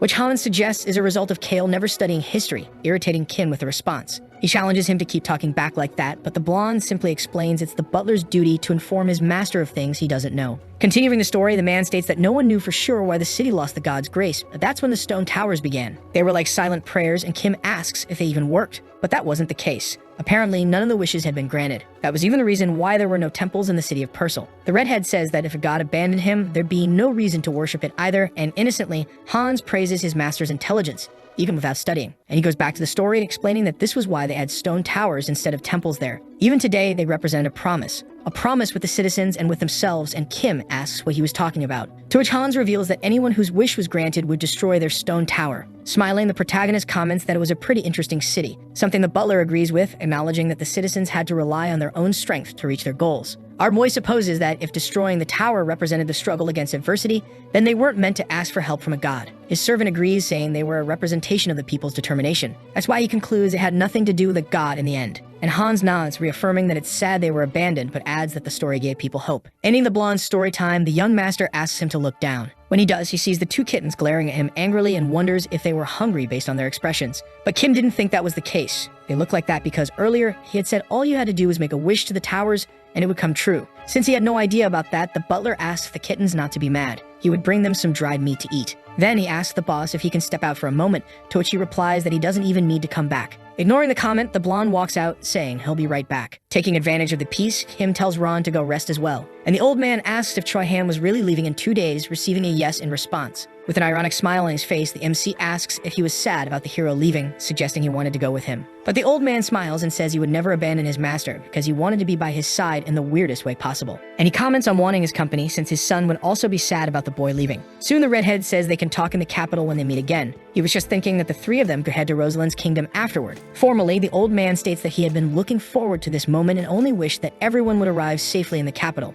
as if Kim believed Ron could care about anyone's safety. Finally, he asked the old man to leave, staying alone with the two cats, who were teary-eyed over Hans' lies. Completely ignoring the two, the protagonist remembers a character from the novel who lived until he was 150. Because of a power left behind by an ancient being after passing due to old age, the vitality of the heart. That man believed the power was a curse. The boy walks to the door, startling the butler by opening it suddenly. Without much explanation, Kim says they were going to see the stone tower, just the two of them and Choi. Oh, and the kittens. This 150-year-old man wanted to build a stone tower in a cave where the winds converge. For that, he spent years working hard, but never managed to finish it. Now all the protagonist wanted to know was what he had wished for. It was decided, since he had to do it anyway, he'd build an amazing tower. Far from the hotel where they had been staying, the group was walking under the scorching sun during the day. But something catches the boy's attention. It was Taylor Stan being pushed by someone. His presence surprises the redhead a little, but there he was along with Cage, the priestess. Even though he came to see the stone towers, he also wanted to check out those two, since he only knew what they looked like physically. The noble asks why she came all the way there, and the woman responds that it was because of some shitty message from a god or something like that she saw in a dream. According to her, the dream showed that the future benefactor of the two of them would appear there, so they had to come, even if she didn't know exactly what that person would do. That last part gets to Taylor, who asks if there's anyone that God couldn't predict. To which the woman replies she doesn't know, since half of what he said was nonsense. But she's soon scolded by the boy. He also asks if she wasn't hiding the fact that she could hear the god's voice. However, Cage knew that no one cared or listened. It's not like the word of the god helped them with anything, especially feeding themselves. So she changes the subject, calling Taylor to go eat, but the boy catches her attention, saying that out of nowhere he felt like drinking beer. The woman seems to share the craving, commenting that she wanted some smoked pork, and the two burst out laughing. Taylor hurries her so they can kill their hunger, and she smiles, determined to give it her all, escorting him to the place. Meanwhile, Kim watches the interaction between the two, certain that he would remember them now. And since they didn't know him, he just needed to avoid them. Concluding the thought, Hans calls his young master, whispering that he just saw the eldest son of the Stan Marquis family, which makes the boy widen his eyes. He turns around to ask how he knew the noble, and the butler says he had all the information about them in his head, and the snake on his chair said a lot already. In what seems like an attempt at a compliment, the MC says that for an incompetent guy, the blonde was pretty competent, and the servant asks what he intended to do. But the plan was simple. He was going to ignore them. Arriving at the place the group had been looking forward to, Kim could only think about how everything looked unexpectedly normal. Not that he expected some ancient architecture or anything, but it was just too normal, to the point where even the kids were disappointed. However, Choi Han was frozen to the ground like a statue in front of the stones, which made the MC wonder if he was making a wish. And given the guy's concentration, it seemed to be the case. He must be wishing to return home soon. He really was different from Kim Roksu. He grew up in a good family, and that helped him survive this horrible situation until now. The young man calls Kale, because he had something to ask and a report to deliver. Although he had a bad feeling about it, the redhead tells him to ask the question first. Then Choi-han asks if he wasn't going to make a wish, which is pretty anticlimactic. And the MC explains that he doesn't make wishes so he doesn't build expectations. It's definitely more comfortable to live without them. For example, if you scratch a lottery ticket expecting to win 100 and end up winning 500, you feel good. But if it's the other way around, you feel like garbage. Hollins grabs his shoulder with a smile and says the master was right. There's no such thing as dreams and hope in that world. But Kim just tells him to shut up. He was already out of patience when the blonde went back to dealing with the cats. Choi-han regains his attention, revealing that what he wanted to report was that the dragon ended up entering the city. But the redhead simply asks him to pretend he didn't notice, and the young man nods. Staring out at the horizon, our boy was stressed out, realizing the creature had followed him all the way there. Wrapping up the topic, he calls his group to resume the journey. There at the temple, the little dragon watched him carefully. The next day, the protagonist decides to visit the grave of the man who lived to be 150, and he informs his subordinates that he would take only Choi-han. He knew none of them would follow if he took him, since he was the strongest. In truth, he should have gone alone, but doubted they'd allow it. Though reluctant, the vice captain simply obeys. Meanwhile, Hans volunteers to take care of the kittens as if he'd been waiting for that. During their walk, Choi-han asks what Kim was planning for the day, and he explains that people would think he causes trouble every day if they heard that. But pointing to a mountain, he says there was something to take care of there, and he wanted him to wait at the entrance. When the hero nods, the redhead reflects on how much he likes him, because he never asks for details about what he does or doesn't do. A bit further ahead, he catches the young master's attention to say he'd be leaving the next day, which Kim already knew. He was the one who had asked him to go. However, the boy reveals that he'd been thinking a lot and decided there's something he should know, and his boss knew it had nothing to do with the dragon. Without patience, the protagonist asks what that thing was. Then Choi-han states that Ron is a very dangerous man. That catches him a little off guard. He didn't think he'd come out with it like that, and he wonders whether to act like he already knew or not. He chooses the second option, but remains calm while faking surprise, which makes the hero explode, asking how he's not shocked, since the old man smells like ink, like someone who's been painting his whole life. And he confesses that he thought the noble knew from the beginning, but still kept him around. Apparently, he believed that if Kim had known that information, he would have brought Ron along when they went to rescue the dragon. But not bringing him meant either he didn't know about his strength or didn't trust him enough, which led the boy to conclude he just didn't know. He keeps ranting about the situation, saying it seemed like no one knew the old man's true strength. That's why he wanted to say it outright. So the noble pretends he doesn't know that Ron is strong. Choi-han comments that his strength felt dark and asks whether the MC would still keep him around. He just didn't know the plan was to get rid of both of them. When he says he and Ron were the same, the hero seems a little offended. But Kim recaps. You're telling me Ron is strong, right? Then why didn't you do anything about him? The question leaves the boy speechless. So the redhead explains that it's because the butler hadn't done anything against him. And besides, he'd been his servant for 18 years already. They never got mad at him, not even when he walked around with the vice captain like they were equals, or when he did Han's job in his place. The MC asks if his subordinate hated Ron, which wasn't the case. He just thought it'd be good for the redhead to know he was a dangerous guy. But he insists that the two were the same to him. After all, Choi-han was also very strong. By that logic, he was dangerous too. Hidden in the branches of a nearby tree, Ron had been listening to the entire conversation, even the part when Kin reaffirmed that as long as he was his servant, that's all he'd ever be, just like Choi, who was only there to repay him. Since it was almost time, the MC asks if the swordsman had anything else to say, and with silence is the answer. He says goodbye, asking him to wait right there and not follow. The butler finally climbs down from the tree and asks if the boy had heard what his boss said. The guy had changed his diapers and raised him. There was no competing with that. But all the hero says is that Kale asked him to wait there and not follow him, and the servant rudely replies that he already knows. He only came because he even left the cats at the inn. People say unexpected situations happen more often as you get older. Apparently, he came for nothing. Meanwhile, near the entrance, Kim complains. He didn't think it would be something so small that he'd have to crawl to get inside. The clothes he wore that day were going to get completely dirty. With no other option, he pushes forward. He celebrates once he manages to get inside the cave. It definitely exceeded his expectations as he looked around. The wind in there was so strong it felt like the walls might collapse at any moment, which makes him wonder if the sound of the wind will be like that once he obtains the desired power. Without Cage's help, Taylor definitely wouldn't have been able to get it. Now it was just a race against time. However, before moving forward, a little creature shouts that he can't go any farther because he's too fragile. It was the affectionate dragon, who finds it odd to see a white aura around the boy. He looks at him angrily, and the little one says he was just passing through, which was a blatant lie. He had been following him, but Kim didn't have time to worry about that right now. The strength of the three winds changes every 3 hours, and now was its weakest period. He needed to finish his task before it got strong again. As he moves forward, the little thing says he thought he was just a weak human. Apparently, that wasn't the case. The redhead was wielding his white aura with skill. The dragon asks what kind of power that was, but gets no answer. Kim was focused on the mission, and even though the wind was weak, it was getting stronger as he neared the center, but he still managed to press on. Besides, he expected the wind to push him back, so when things got harder, he planned to shrink the shield. And so he kept moving forward, fearless, until suddenly, he heard a voice saying it regretted everything, just like he'd heard from the tree where he obtained the shield. It wouldn't stop. The lamenting only grew more intense. A little annoyed, Kim wonders why none of the ancient beings were ever normal, and why Taylor thought the voice sounded sincere. Then the voice comments that the boy possessed a familiar power, and it hoped he wouldn't receive another. That made the boy more interested in what it had to say, and it confesses to betraying its friends, being a terrible person. As the wailing increased, the wind blew even stronger. It had been the only one left alive to grow old, which was shameful. It wished everyone could come back to life, but that was impossible, so it never finished its tower. All that talking was extremely annoying. The voice didn't sound sincere at all. It sounded like it was grieving over the fact that it actually wanted to pass on. The crying was so unbearable that Kim wished it were someone yelling at him instead. But the voice kept lamenting, saying it was garbage and the power was only good for self-defense. But the MC didn't care, since protecting oneself was all that mattered. He just needed to take 5 more steps to reach the small stone tower. On the first step, it felt like his shield might break, maybe even get sliced by the wind, so he had to shrink it a bit more. On the second step, the voice said that even when the wind split it in half, it still couldn't leave. Third step, now it said how his heart was beating, but it could move forward due to fear of death and pain. Fourth step, it revealed it was more afraid of death than anything, because it marked the end of the pain. On the fifth and final step, the wind stopped. Even so, the voice didn't. It said it had chosen to throw everything away just to stay alive, to which Kim responds that you'd have to be alive first for that to matter. Looking at the stones in front of him, the MC concludes that he didn't need to stack them in a pretty way. It was like any other stone tower.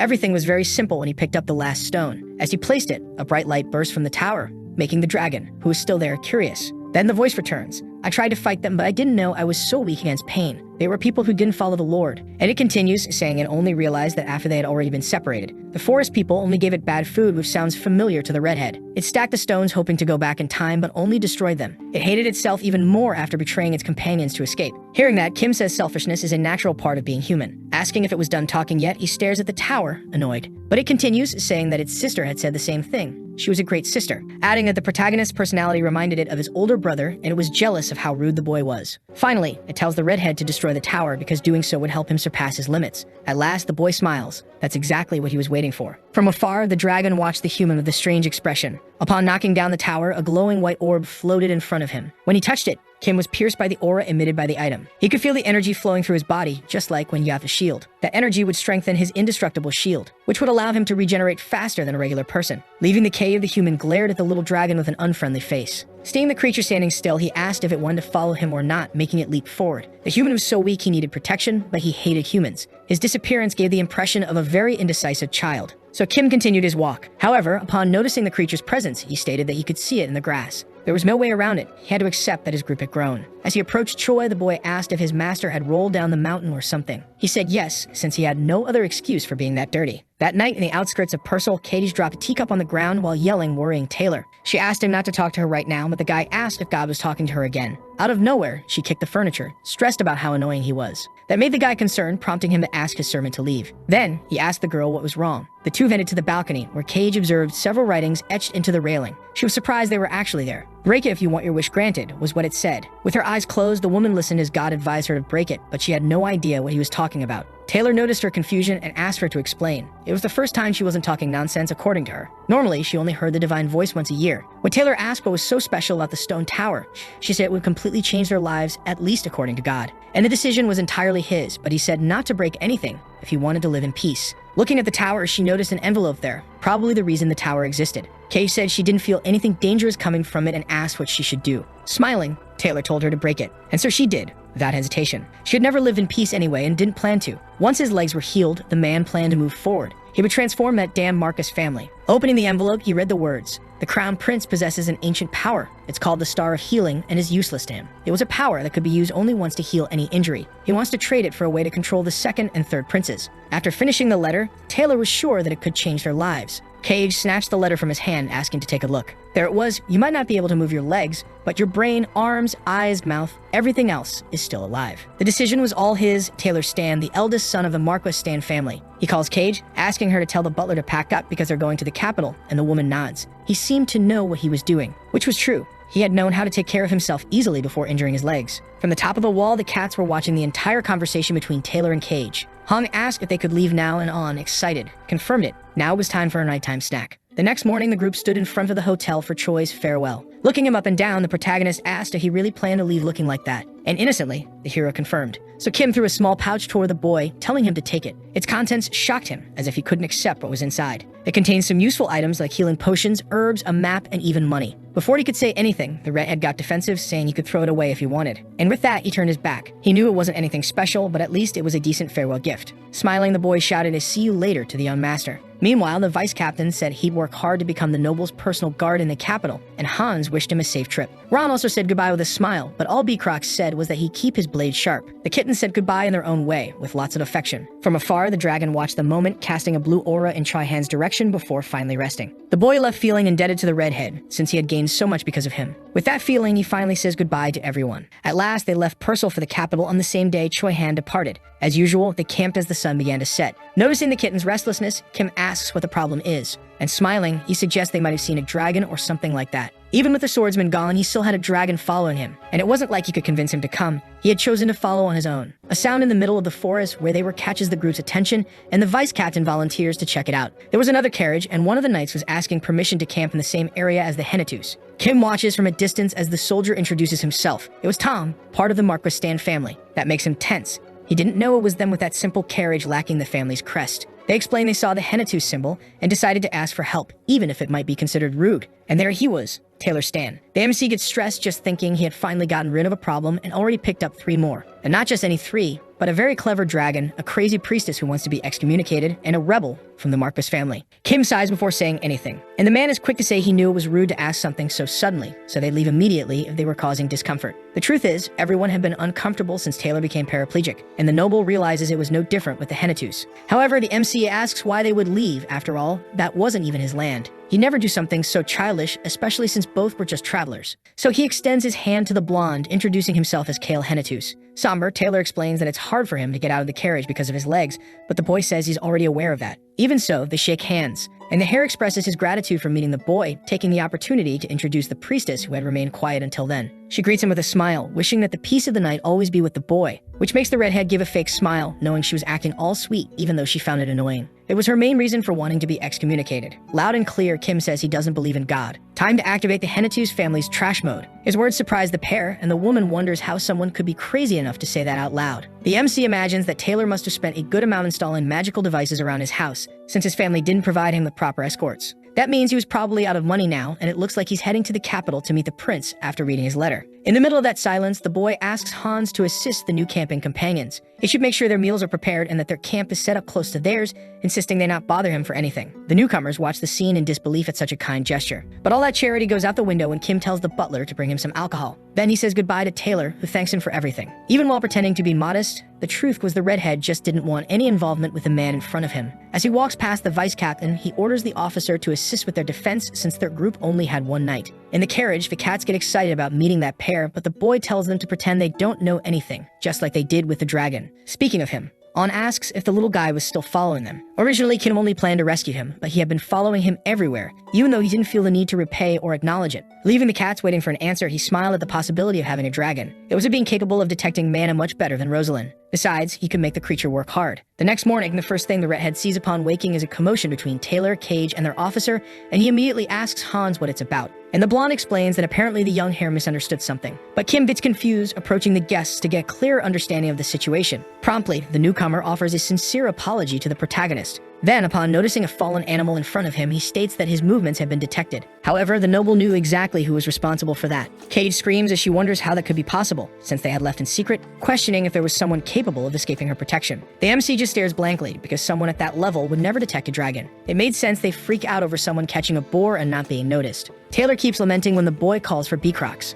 And showing the defeated animal, he suggests they'd have meat for breakfast again, which the chef considered high-quality meat. The word again leaves the blonde in disbelief. So Kim explains that there was someone in his group who supplied them with food, and Taylor quickly questions him. The shameless one says that since they were really shy, he doubted anyone would even see them, which makes the nobles sigh, apologizing for the confusion, but our boy just asked them to enjoy the delicious meat beecrocs would prepare before they resumed the trip. And he uses the moment to mention he heard that young Master Kale was headed to the capital. Cautiously, Taylor asks if they could follow in case it wouldn't be a bother, something that doesn't surprise the MC. That's why he says to do as they please. It's not like they'd find out who wrote the letter anyway, so he might as well look after them until the capital and make them owe him. Noticing the dude's excitement, Kim was sure they'd be very useful in the future. Taylor reaffirms the agreement with the caveat that they'd only travel together until the city outskirts. He was smart. He knew there would be problems if they arrived together. Even so, the protagonist says they decide that when the time came, To which the noble replies with a polite request. Please feel free to tell us when it's more convenient for you, young master. Our boy asks to have his meal in the carriage, but before he gets there, Cage steps in his path. She wanted to know if he really didn't believe in God. He didn't know why she asked that, but even so, he confirmed. And he'd never know because the girl just says she understands and walks away, heading toward Noble Stan, who quickly asks what was wrong. The girl confesses she finds everything kind of weird,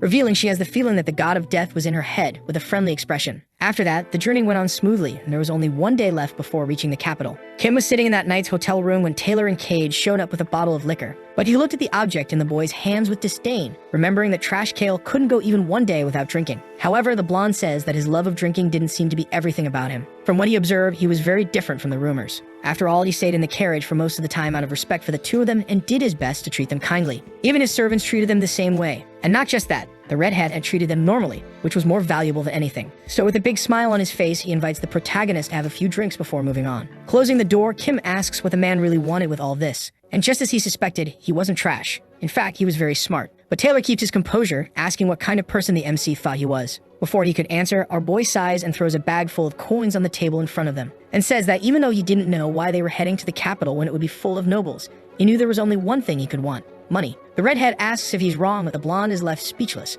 realizing the MC had already figured out his intentions. He explains that the way they were traveling made it clear they were out of money, and they'd need a lot if they wanted to stay hidden in the city. Smiling, Kim was sure that wasn't the original plan, but it was easy to ask when you had a golden goose traveling with you. Asking the boy for money would benefit Taylor. Even if he refused to give any, he didn't seem like the kind of person who'd tell Venyan about it, because he didn't seem to be into complicated matters like someone who chose to hide from others. The noble thanks him for the favor. They'd be leaving early the next morning and plan to enter through the temple. Upon hearing that, Kim warns that even if they enter through there, Venyan or the Marquis himself would hear about it in 3 days. There were probably informants inside. The blonde is shocked at how well-informed the protagonist was, and Cage asks if there was a specific reason the boy was so interested in their plans. Ignoring the question, he asks them to use the money to pay for rooms reserved for his group at the hotel for one more day, and he tells the two of them to ride in his carriage, which would make his group follow a day behind. Handing over another pouch, the protagonist explains that it contains a magical tool that makes all life forms in an area invisible for 5 minutes. Taylor asks why the man is doing all of this for them if he's not getting anything in return. He had to help them because he was the one who caused all that. And with Taylor in the position of Marcus, he would help the Hennetus territory remain neutral so they could live in peace.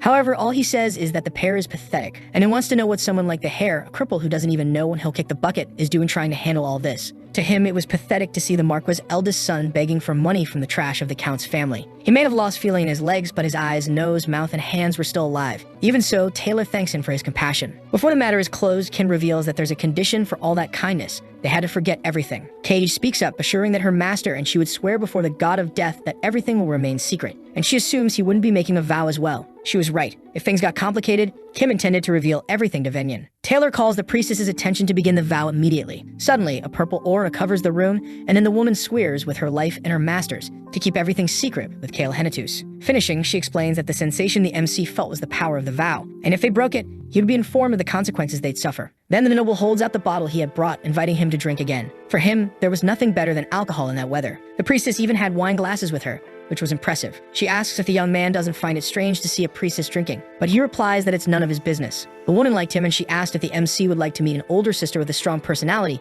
but that wasn't the case. Taylor redirects the question to himself, and Kim says he'd like it even less. The pair bursts into laughter, and then they start drinking. Somehow, alcohol had united those 3 individuals that night. The next day, the trio was traveling in the Hennetus carriage. They were supposed to arrive at the capital in about 2 hours. The cats were eyeing Taylor suspiciously, even though they only smiled back at the little creatures. Trying to start a conversation, the man asks if Kim knows anything about that year's royal event, and the boy reveals it's his first time at the palace. He'd only gone a few times before for a meeting of northeastern nobles a few years ago. Then the noble explains that this time's event was the celebration of the king's 50th birthday, like a festival of entertainment for the people. Unfortunately, Kim thought the idea of a festival was ridiculous, because his heart started racing just thinking about the terrorist attack. He was probably the only one who knew about it, which gave him a strong feeling of responsibility and major headache. To him, ignoring that fact was the same as fearing death. Of course, he would try to prevent it from happening, but if it became too difficult for him, or if he had to get hurt for it, he planned to let it go. Kim asks if the event wasn't also a festival for young Master Taylor, who replies that he saw it as the last obstacle before he could truly celebrate. A bit more seriously, he advises the redhead to be careful with his highness,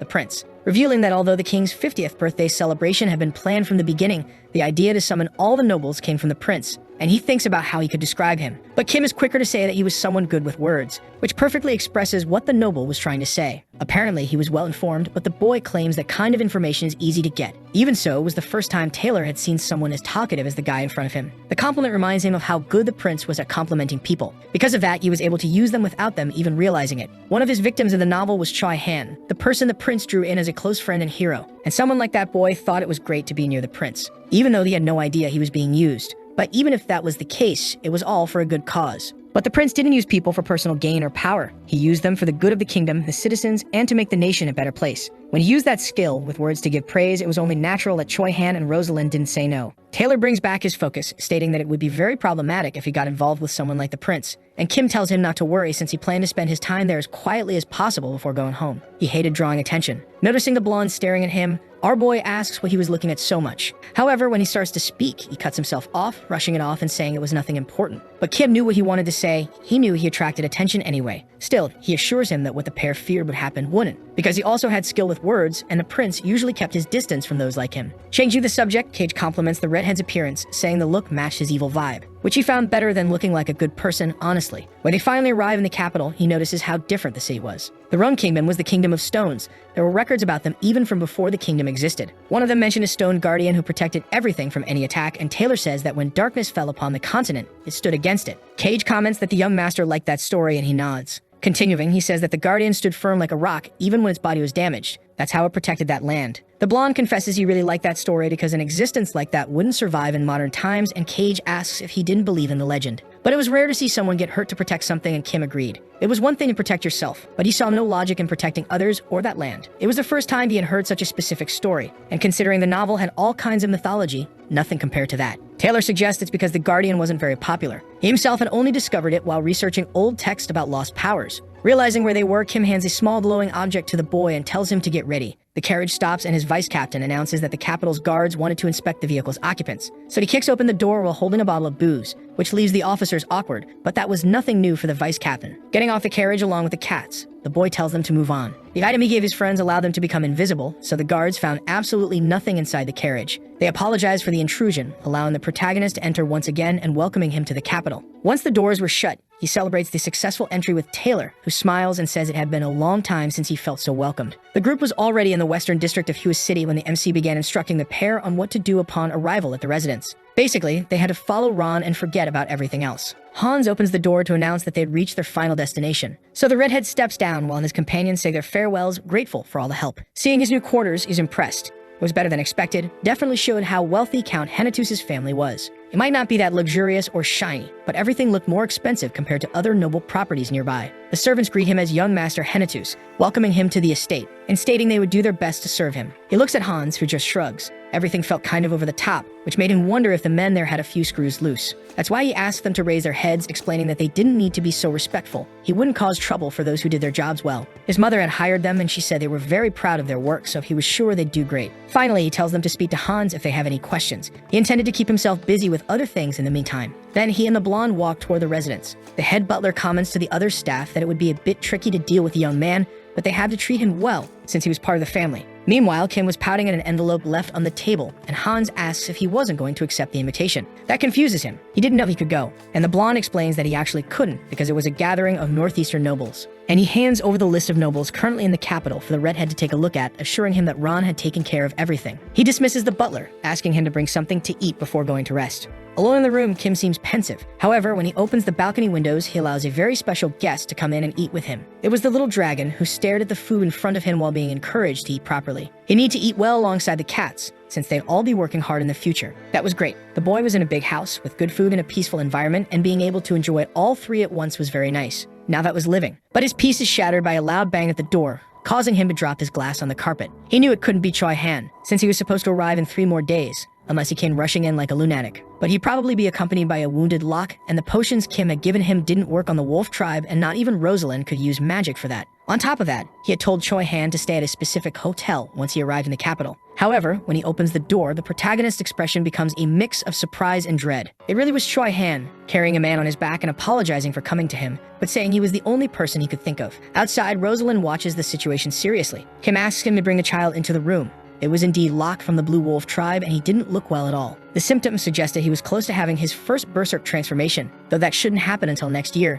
which leaves the boy confused. The child saw himself lost in the forest, calling for his uncle. It was like a nightmare he couldn't wake from. Observing the scene, Choi Han asks the protagonist what was going on and explains that neither the potion nor healing magic work on the wolf tribe. Desperate, he says he should have protected the boy, but Kim tells him to calm down, fearing that if he kept going, he might accidentally awaken him. That's why he asks him to let him handle it if he truly trusts him, which fortunately he does. Even so, the MC wondered what had happened. He knew the hero was a good guy and easy to connect with. But in the novel, he had only started to open up to Locke around this point and wasn't this close to him yet. It could be another result of our boy's interference in the story. Meanwhile, Rosalind, the first successor to the throne of Breck, watched everything calmly, and to think this genius mage was going to throw everything away. Sensing the mana aura in the room, she's surprised by its strength. It was the little dragon waving while emanating his own magic. Dragons were always interested in mages. It seemed he was showing off to the girl after noticing her presence. Kim tells him to be quiet, making the little one sulk. As he withdraws, Rosalind screams in frustration. But the boy is firm in reminding her that the unconscious kid was the priority. She asks what exactly was happening with Locke, which surprises him, since he didn't expect her to use advanced magic, given how cautious she was.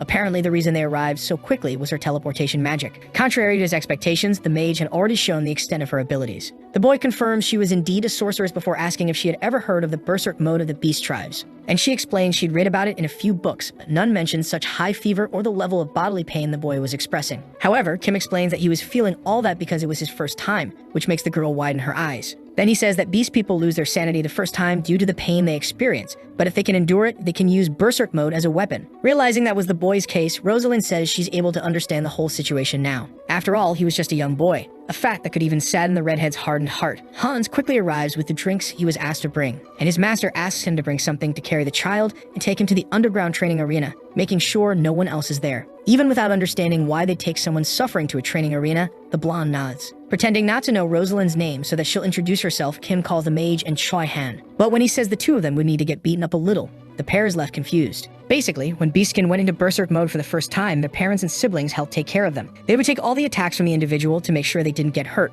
protecting their children. But since that wouldn't happen with Locke, the two of them would have to act as father and mother or older siblings if they preferred to see it that way. In short, Kim explains that they'd have to protect him. In the underground arena, the little boy was still lying on the ground when Choi Han asked the young master how long berserk mode lasted, and the boy replies that the kid had the purest blood of all, which meant it would take a while, between 1 and 2 hours. Even so, the hero was determined to endure as long as needed, since he was Locke's older brother. Cutting the idle talk, the redhead tells the pair to head to the center, near the wolf. He finally wakes from the trance, howling loudly, though still on the ground. Suddenly, his nails turn into sharp claws and his eyes darken with red pupils, and his teeth are now as sharp as blades, enhancing his beastly appearance. Watching the sudden changes, Choi Han and Rosalind remain frozen. Meanwhile, outside the arena, the dragon cast a mana barrier to protect the cats and Kim, justifying it by saying the boy was too weak and needed protection. Annoyed by the little wolf's growls, he asks if they could make a soundproof barrier too, leaving the beast with a dumbfounded look. His abilities were evolving quickly, which was a sign he'd be very useful in the future. After a while, the redhead sits on the ground to wait for the fight to end, and asks if An and Hong had already gone through their berserk transformations. They deny it, and didn't know anything about the process either, since they never had anyone to teach them. Kim figured that was the case. The two seemed like purebloods, which meant their transformations would be difficult too.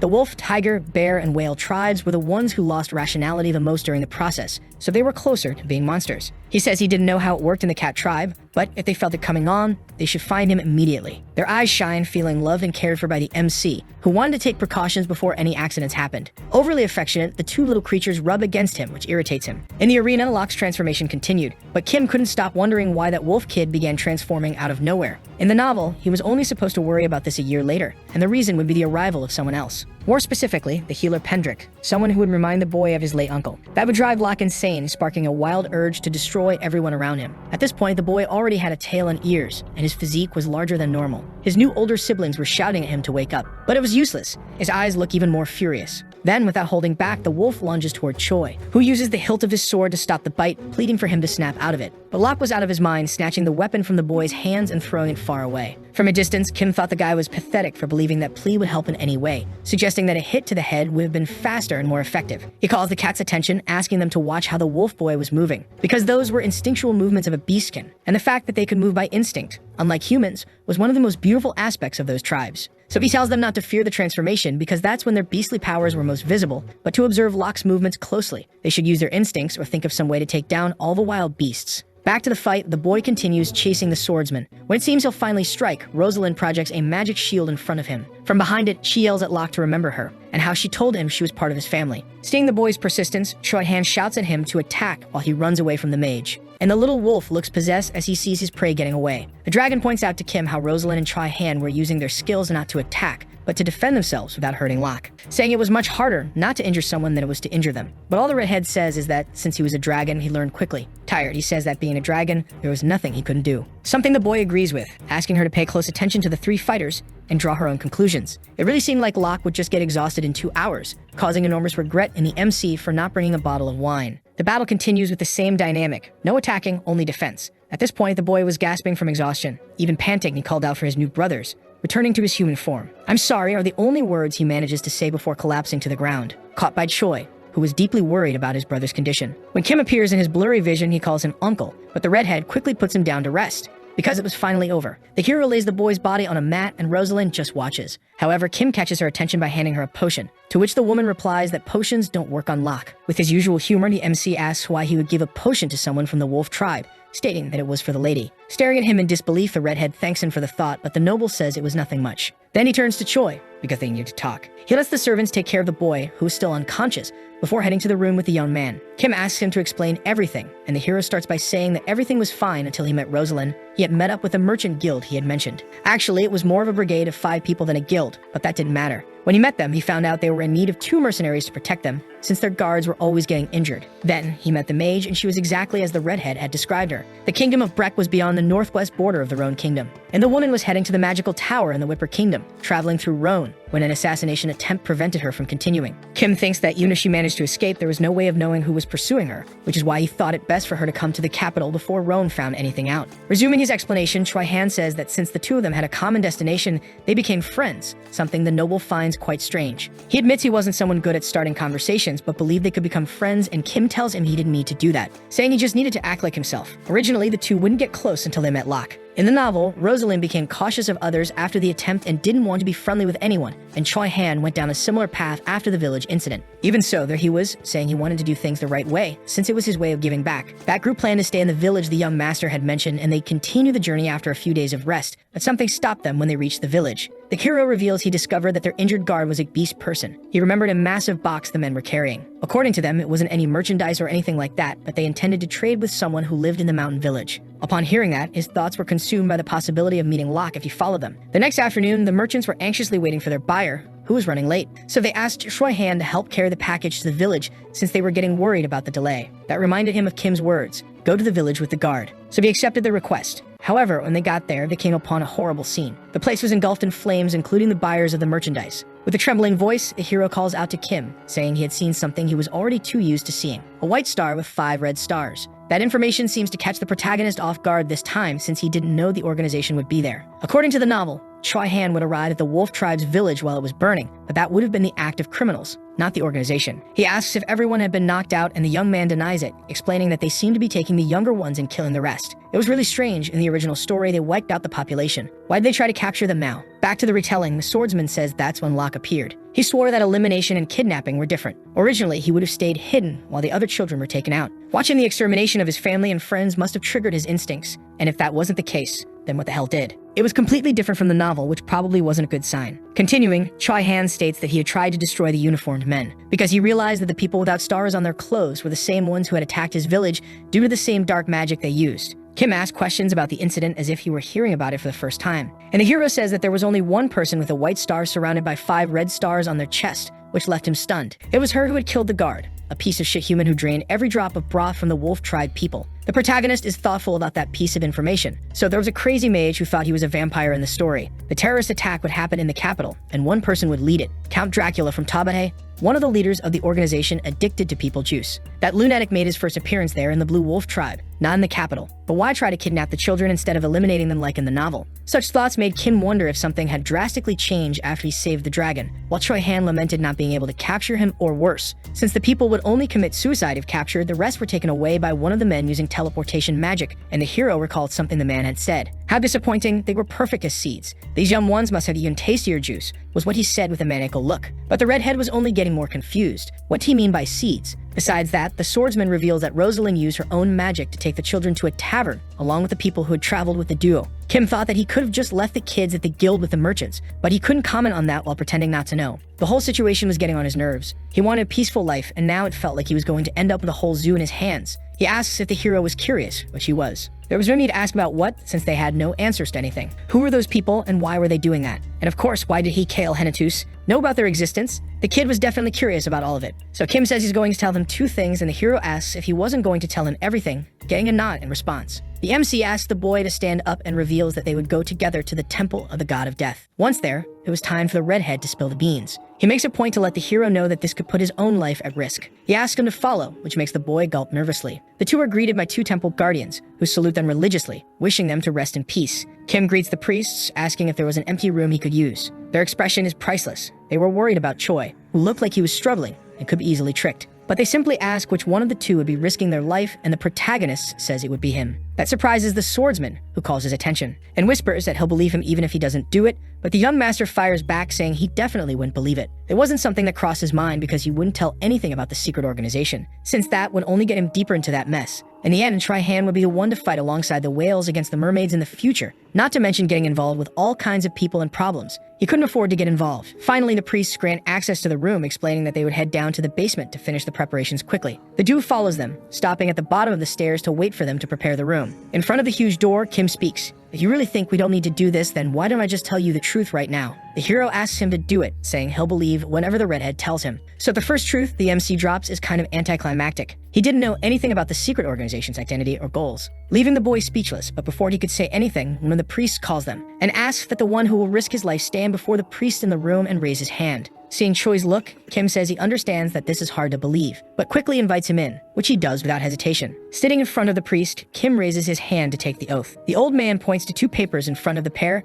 and Choi Han quickly grabs one to read. On it, the text continues, "To the one who is putting their life at risk, the hand of the god of death will touch the one who came with you. As soon as that happens, say your oath. If you break it, destruction will fall upon you." Upon finishing the reading, Kim can only think about how twisted the manual was. Then, the priest raises his hands, channeling the aura of the god of death. The power envelops the companions, and the hero makes sure that what he's seeing is truly the power of the god before him. Staring at the extended hand, the MC contemplates the very real possibility of dying if he were to break the oath. He explains to the boy that the priest standing before him ensures that the divine won't hear, and if that's not true, he'll pay the price with his life. On top of that, he swears to speak only of losses to Choi Han in front of the god of eternal rest. If what he says ends up being a lie in any way, he will immediately rest in that place to pay the price. At the end of the promise, he wonders if he should tell everything to the swordsman, since it was something that really troubled him. He considered saying he was just a normal Korean transported into the world of a novel, or that the continent would go to war and he changed the story in his favor. Either way, it would complicate things. He had already accepted that his fate was to fall on the battlefield during the war or be eliminated by Choi Han. When he finally begins to speak, he repeats that he doesn't know the identity of the organization, which was true.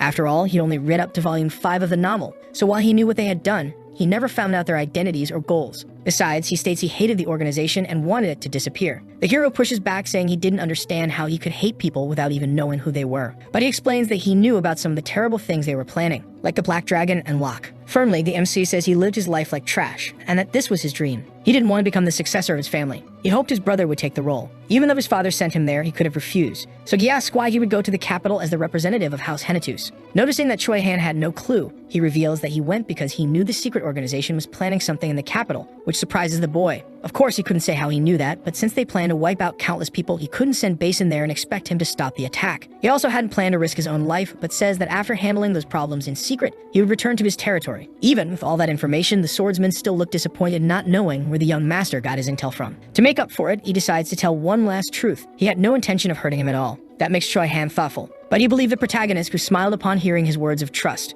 However, the boy asked him to say one more thing so he can trust him completely. It was unexpected, though he figured it wouldn't be a big deal, since he'd just have to twist the words in his favor. Since he couldn't refuse, he tells him to go ahead. Then Choi-Han says he must take revenge on the organization. For the first time in his life, he confesses to having felt immense hatred towards someone. That's why he asks, pleased, tell him if he ever finds out the identity of the criminals. Kim assures him that he will, relieved because he thought he'd asked for something way harder. No need to worry, he wouldn't find out the organization's identity before Choi. And so he promises out loud that he would tell him as soon as he found out and would pay with his life if he broke the oath. He confirms they were done with the matters at hand and the hero nods. To close the session, the redhead places his hand on the table. The priest wishes that his life may continue for the time it was meant to before it ends, which sounded kind of ruthless. But the MC simply thanks him. Already inside the carriage, Kim decides to reveal one more thing. That crazy mage he saw in the mountain village will be the one leading the attack on the capital. Choi-Han asks if he can kill that bastard if he finds him, and the young master just says he should do whatever he feels is right. Then it was settled. If their paths crossed again, it would be the end. Back in his quarters, the boy hears a knock at the door and tells the person to come in. It was Ron holding a cup of tea, as usual. Kim asks if it's lemon tea to drink before bed, and the old man agrees. He drinks it, even knowing he wasn't used to having that at this hour. The butler asks if he can make a request of the young master, which immediately makes him choke. How could that shitty man have a request for him when he'd made it clear he thought he was useless? Even so, he asks what it is. Smiling, Ron asks for 2 days off, which surprises the protagonist a little. So he says it's a great idea. He had spent years working hard to take care of him. It was only fair that he take as many days off as he wanted. However, the truth was that he wanted him to take a really long vacation so they could be apart. But since he had to be with Choi-Han during the attack, 2 days were fine. Even so, he couldn't contain his joy at knowing he wouldn't have to see that psychopath's face for the next 2 days. He asks the butler to wait a moment while he searches through his belongings and hands him a small pouch of coins, saying it wasn't much, but enough to buy some delicious food and enjoy the break a little. Holding that money, Ron stared at him with a dumbfounded look. He had to live in hiding while taking care of that piece of trash person like a puppet, and now he could return to the world as if nothing had happened. If those people crossed over to the west, it would be worse than chaos. If that happened, he'd probably have to abandon his own son there too. But the man snaps out of his thoughts and smiles, making sure everything was really okay. He had been planning to leave in a few days without saying anything, alone or with Beacrocs, but he wanted to know Kim's reaction to his request. Apparently, he must have known what kind of person Ron was after hearing Choi-Han talk. Still smiling awkwardly, he asked what he would do if he decided to run away with all that money, suggesting that the boy actually wanted him to flee. But Kim says he knew his personality. He knew that if he were going to run away, he'd do it without saying a word or would just say he was leaving. At least that's how Ron left in the novel. He didn't say anything to the Count, and whenever he had to split from Choi's group, he was always upfront about it before leaving. The old man agrees with the boy's statement. Just like he had lived with him all this time, the same applied in reverse. He assures him that he'll return to serve him when they go to the royal palace, but Kim says it's up to him. Ron knew he couldn't let him walk into the palace looking worse than the other nobles, so he says goodbye to the boy with that promise. He wouldn't let others underestimate the puppet he raised. The next morning, Kim kept the same grumpy expression as he allowed someone in who had woken him up with knocking. It was Hans, smiling as always and holding a cup, chattering about how Ron had demanded that he take care of the boy in his absence. But the redhead wasn't the least bit interested and tells him to shut up already. Handing over the cup, he says the old man was the one who asked him to bring it to the boy, who only sulks even more. As always, the MC drinks the lemonade even though it annoyed him. Meanwhile, Choi-Han watches the interaction like a statue by the door. He remembers the conversation he had the night before with the old man, who answered rudely when asked where he was going. So he asks if he only came to him because of Kale, which makes Ron smile. But all he does is keep walking, telling the boy to think whatever he wanted. Noticing the hero's presence, Kim asks if Locke was awake, and he nods. The wolf tribe really did have accelerated regenerative abilities. If everything went well, the bastard son of the leader of the merchant guild, Flynn, his little piglet, Billows, would arrive in the capital soon. The boy crosses his arms, remembering that he promised to have a drink with him to return what he had borrowed. And there, the kid would meet Choi-Han. Setting that aside, the MC asks how the hidden kids were doing, and the hero says he was thinking of stopping by to see them after his meeting. But Kim didn't remember any meeting. Then Hans reminds him of the invitation from the northeastern nobles, which he had actually forgotten, even though they were important. On top of that, the butler comments that one of the guests there wanted to see him if possible. It was Rosalind, which wasn't surprising to the redhead. She was indeed a very clever young lady. Even though she had never seen a dragon, she would suspect that the mana she felt yesterday could only belong to one. Hans passes along the redhead's message to find any free time in his schedule so they could talk. So the young man asks him to prepare breakfast in his room and see if she'd like to join him. Discreetly, the blonde comments that since it was the middle of the day, he thought lunch would be more appropriate for the occasion. The redhead didn't even need to say anything for his servant to understand he wasn't in the mood for jokes and quickly went to prepare the meal. Before leaving the room, he asked him to open the terrace door. On one of the tree branches nearby, the little dragon was resting, and our boy knew he'd have to go in at some point, but he still found it strange that it was sleeping outside and so close by. Choi-Han says goodbye to go see Locke while the boy eats lunch with Rosalind, since the two were alternating shifts with the help of An and Hong. On comments that she thought she and her brother were way too weak to take down someone from the wolf tribe, even if they entered berserker mode. Apparently, the dude's new goal was to find a way to fight people like Locke, so they were going to study hard. They were definitely Kim's cats, taking advantage of the situation to learn how to fight future enemies, even if the boy didn't know it. Choi-Han says he didn't tell the new guests that he only brought the animals because the MC asked him to. He was great at keeping secrets. His comment makes the protagonist conclude that he was acting this way because of the oath from the previous day, but he didn't know that words could deceive. Even to favor one person over others, the god would only follow the words and interpretation because Kim was the one who risked his life for it. Changing the subject, the boy asks if he really would kill the crazy mage if he saw him again, and since Choi-Han didn't hesitate to agree, he was going to say how to find him. However, before he could get excited, the young master explains that he would only do that after they stopped the terrorist attack. Their conversation is interrupted by Hans, who was bringing Rosalind with him. As soon as she entered the room, the hero said goodbye, promising he'd stay with Locke. Now alone with Kim, she thanks him for the invitation and he invites her to sit. She barely gets seated when he says they had things to discuss, since he hated wasting time. Then he tells the dragon to come in through the terrace door. Noticing the disguised creature, Rosalind is surprised by its presence, and Kim asks him to fully reveal himself. The little one slowly appears on top of the table, and both he and the woman seem equally curious. But the first thing he says is, "I'm hungry," and the redhead lets him eat. Turning to the guest, he suggests the two of them should eat too. They're sitting at the table. She was freaking out inside at the sight of the creature eating next to her. She was sure no one in the magic tower would believe this if she told them,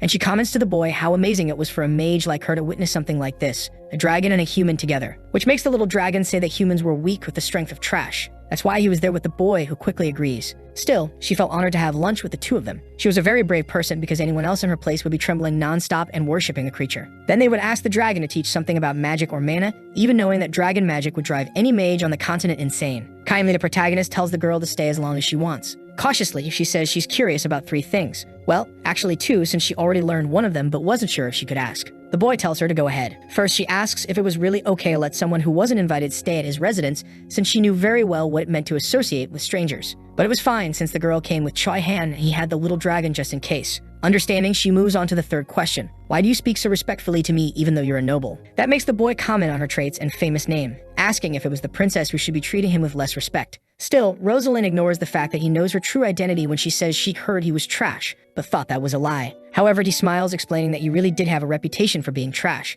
but a mage could make her own judgments using her 5 senses. She was a very clever woman. She spoke informally with him like a princess, but when referring to herself as part of the mage society, her tone shifted. Apparently, her identity as a mage seemed very important. Kim teases her by calling her Your Highness, quickly corrected by Rosalind. Correcting himself, the redhead asks if there's anything else she wants to know, which she denies, but she comments that she thought he didn't want to get involved with her. Even being a princess, she didn't find it disrespectful when the boy told her to stay as long as she wanted. She would have revealed her identity sooner if that was what she wanted. The boy explains that he only acted that way because it seemed like that was what Your Highness would prefer. But she wasn't fooling anyone with that. It was just a good excuse for the princess. A human traveling with a dragon being known as trash when he wasn't anything like that. He could have easily revealed his identity there in the kingdom if he wanted to. That's what the girl thought. Still, she thanks the guy for not informing their own royalty, and he replies that something like that should be based on one's personal interests. But the truth is that he didn't tell them because he didn't want to be attacked by the prince. Rosalind nods, saying that if not wanting to reveal himself causes any trouble in the future, he could just tell anyone that she was the one who gave the order. Once again, she thanks him for letting her stay in the residence, promising that she'd take care of her stuff and wouldn't cause any more problems, which Kim appreciates, even if it was the bare minimum. When the poor girl tries to grab a piece of meat, she gets smacked by the dragon's paw. Grumpy, he tells the girl to eat her own because that plate was all his.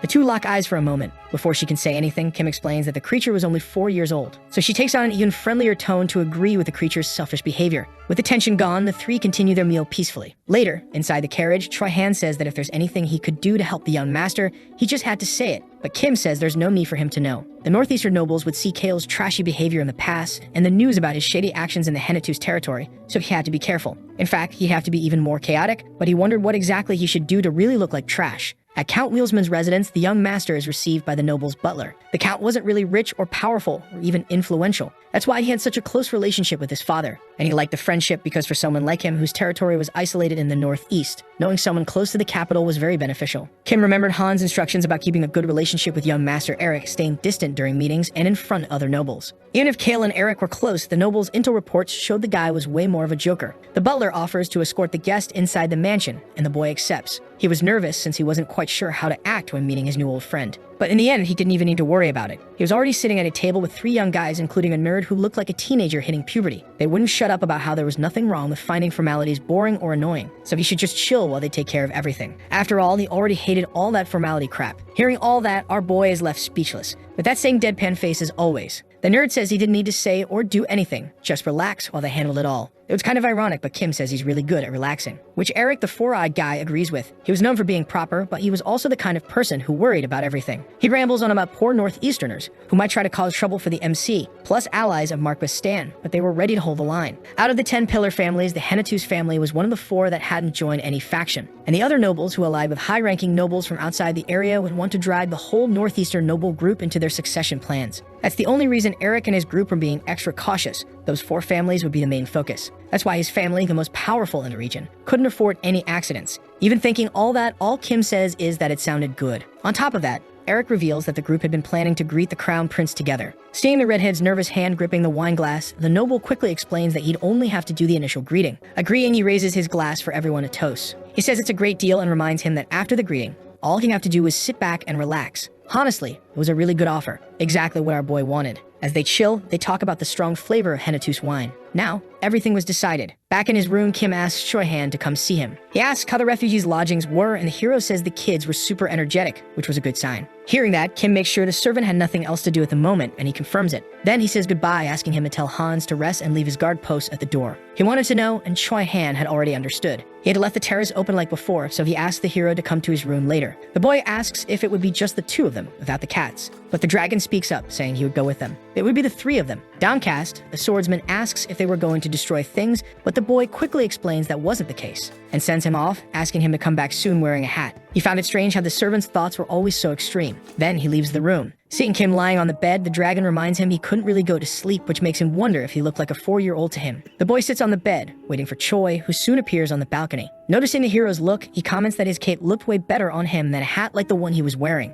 And since he wasn't wearing any disguise at all, the dark-haired boy asks if he was really going like that, but the MC says he'll be invisible. Turning to the dragon, the hero suggests he shift into human form, since it should be more comfortable. But the little creature hated humans, and the last thing he wanted was to be like them. And someone had already told him dragons were cool and awesome, which makes Choi-han curious about who said that. Kim speaks up, reaffirming that dragons are cool, and the servant agrees. Suddenly, the little one starts to emit a mana aura. While the friends are distracted on the balcony, Choi-han asks if he's going to have to carry him. But raising one of his fingers, the protagonist levitates into the air inside a red mana bubble, reaffirming dragons really are amazing. And the creature was far from modest. He knew how talented he was. At this point, even Choi-han was convinced this was a universal truth. When the trio escapes through the balcony, the boy makes sure everything is fine. Then the dragon helps the noble descend from the balcony. His abilities were much stronger than the boy had thought, on a level higher than high-ranking mages. It didn't surprise him that people said a full-grown dragon could easily destroy an entire kingdom if it wanted to. But he wouldn't need help once he obtained the Sound of the Wind, then he wouldn't have to carry the duo around with him. The Sound of the Wind was the 3rd power our boy wanted. For that, you'd go to Lady Emerald's territory on the coast of the Rhone Kingdom. But he planned to obtain it when he returned home from the capital. He was a bit worried since it was a place near the ocean, but he could get what he wanted quietly. Besides, the whale and mermaid tribes wouldn't appear until the end of volume 4 of the novel, so he planned to say he wanted to see the scenery on the way back. Finally, he exits his train of thought to lead the way for his companions. Discreetly, they move through the city, and Choi-han notices how the nightlife there was different from other places. As they reach the more central area, the hero stares at a couple with their daughter in front of a fountain, and Kim asks the dragon to make sure no one could hear them before saying anything. Inside the sound barrier, he explains to the swordsman that there was something called a magic bomb. The name of the item alone grabs his attention, but the boy continues explaining that it could come in many forms. Since the continent had a history of wars caused by magic, it had advanced a lot. However, he warns that there are many restrictions, like the bomb's location and the control of mana flow through it, which made it complicated to use.